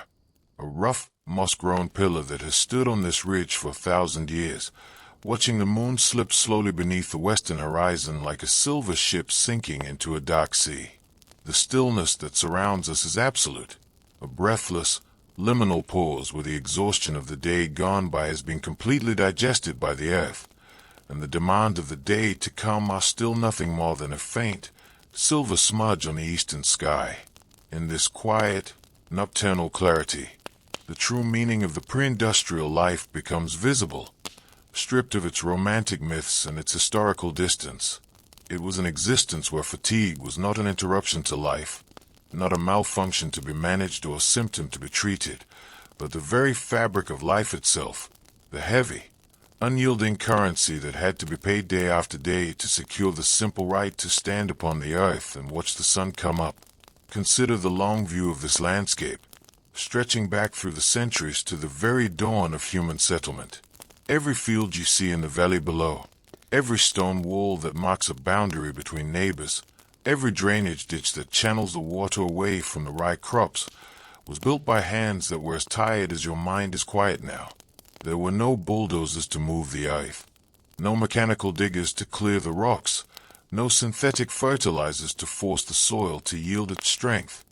There was only the slow, rhythmic application of human bone and muscle,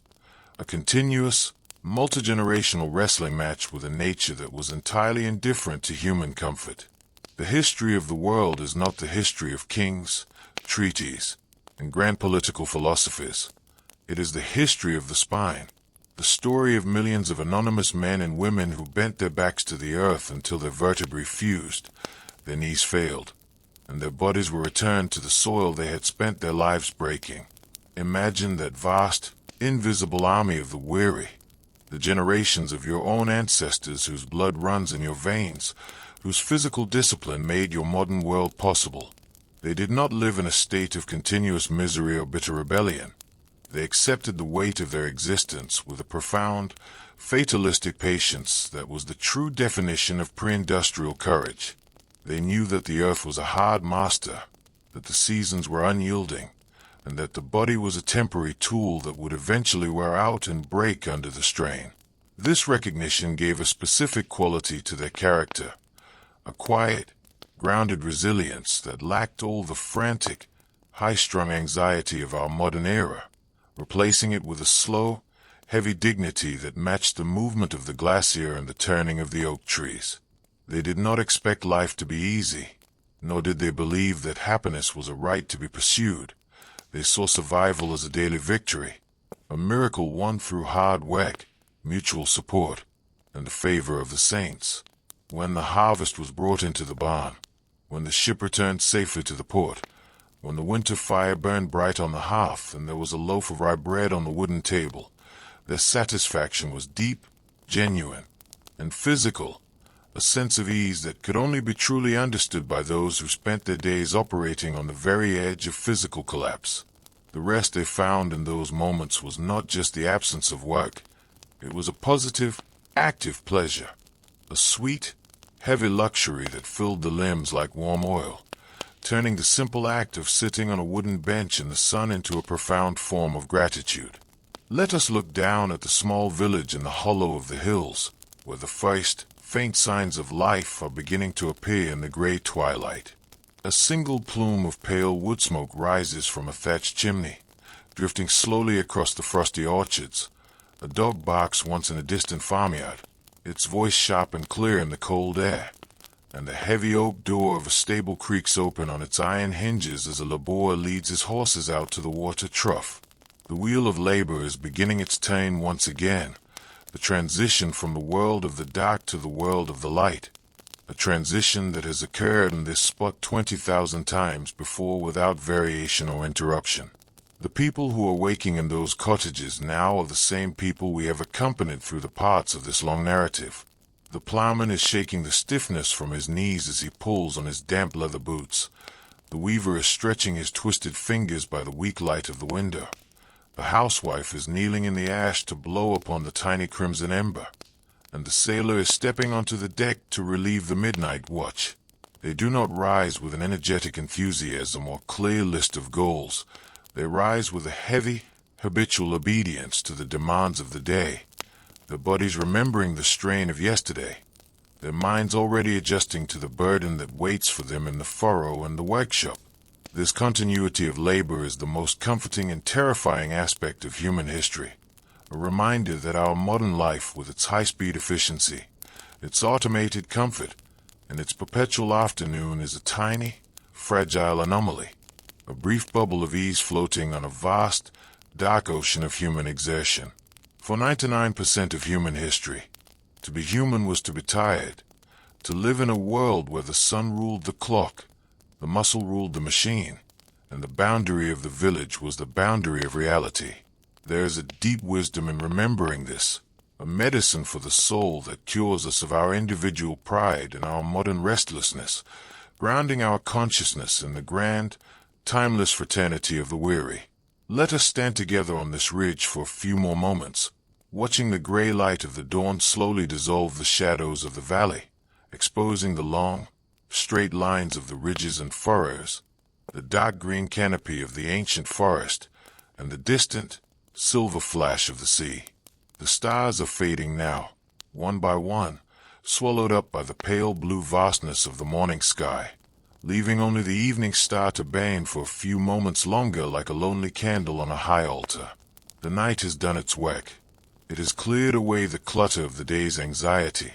washed the earth in a cool coating of frost, and allowed the tired bones of the world to rest and repair themselves in the dark. The exhaustion that we have been contemplating throughout this long, slow journey is no longer a source of pain or sorrow. It has become a monument, a beautiful, solemn landscape of memory that we can look upon with a sense of profound peace and reverence. The men and women who carried that weight are at rest now, their long pilgrimage through the vale of tears complete,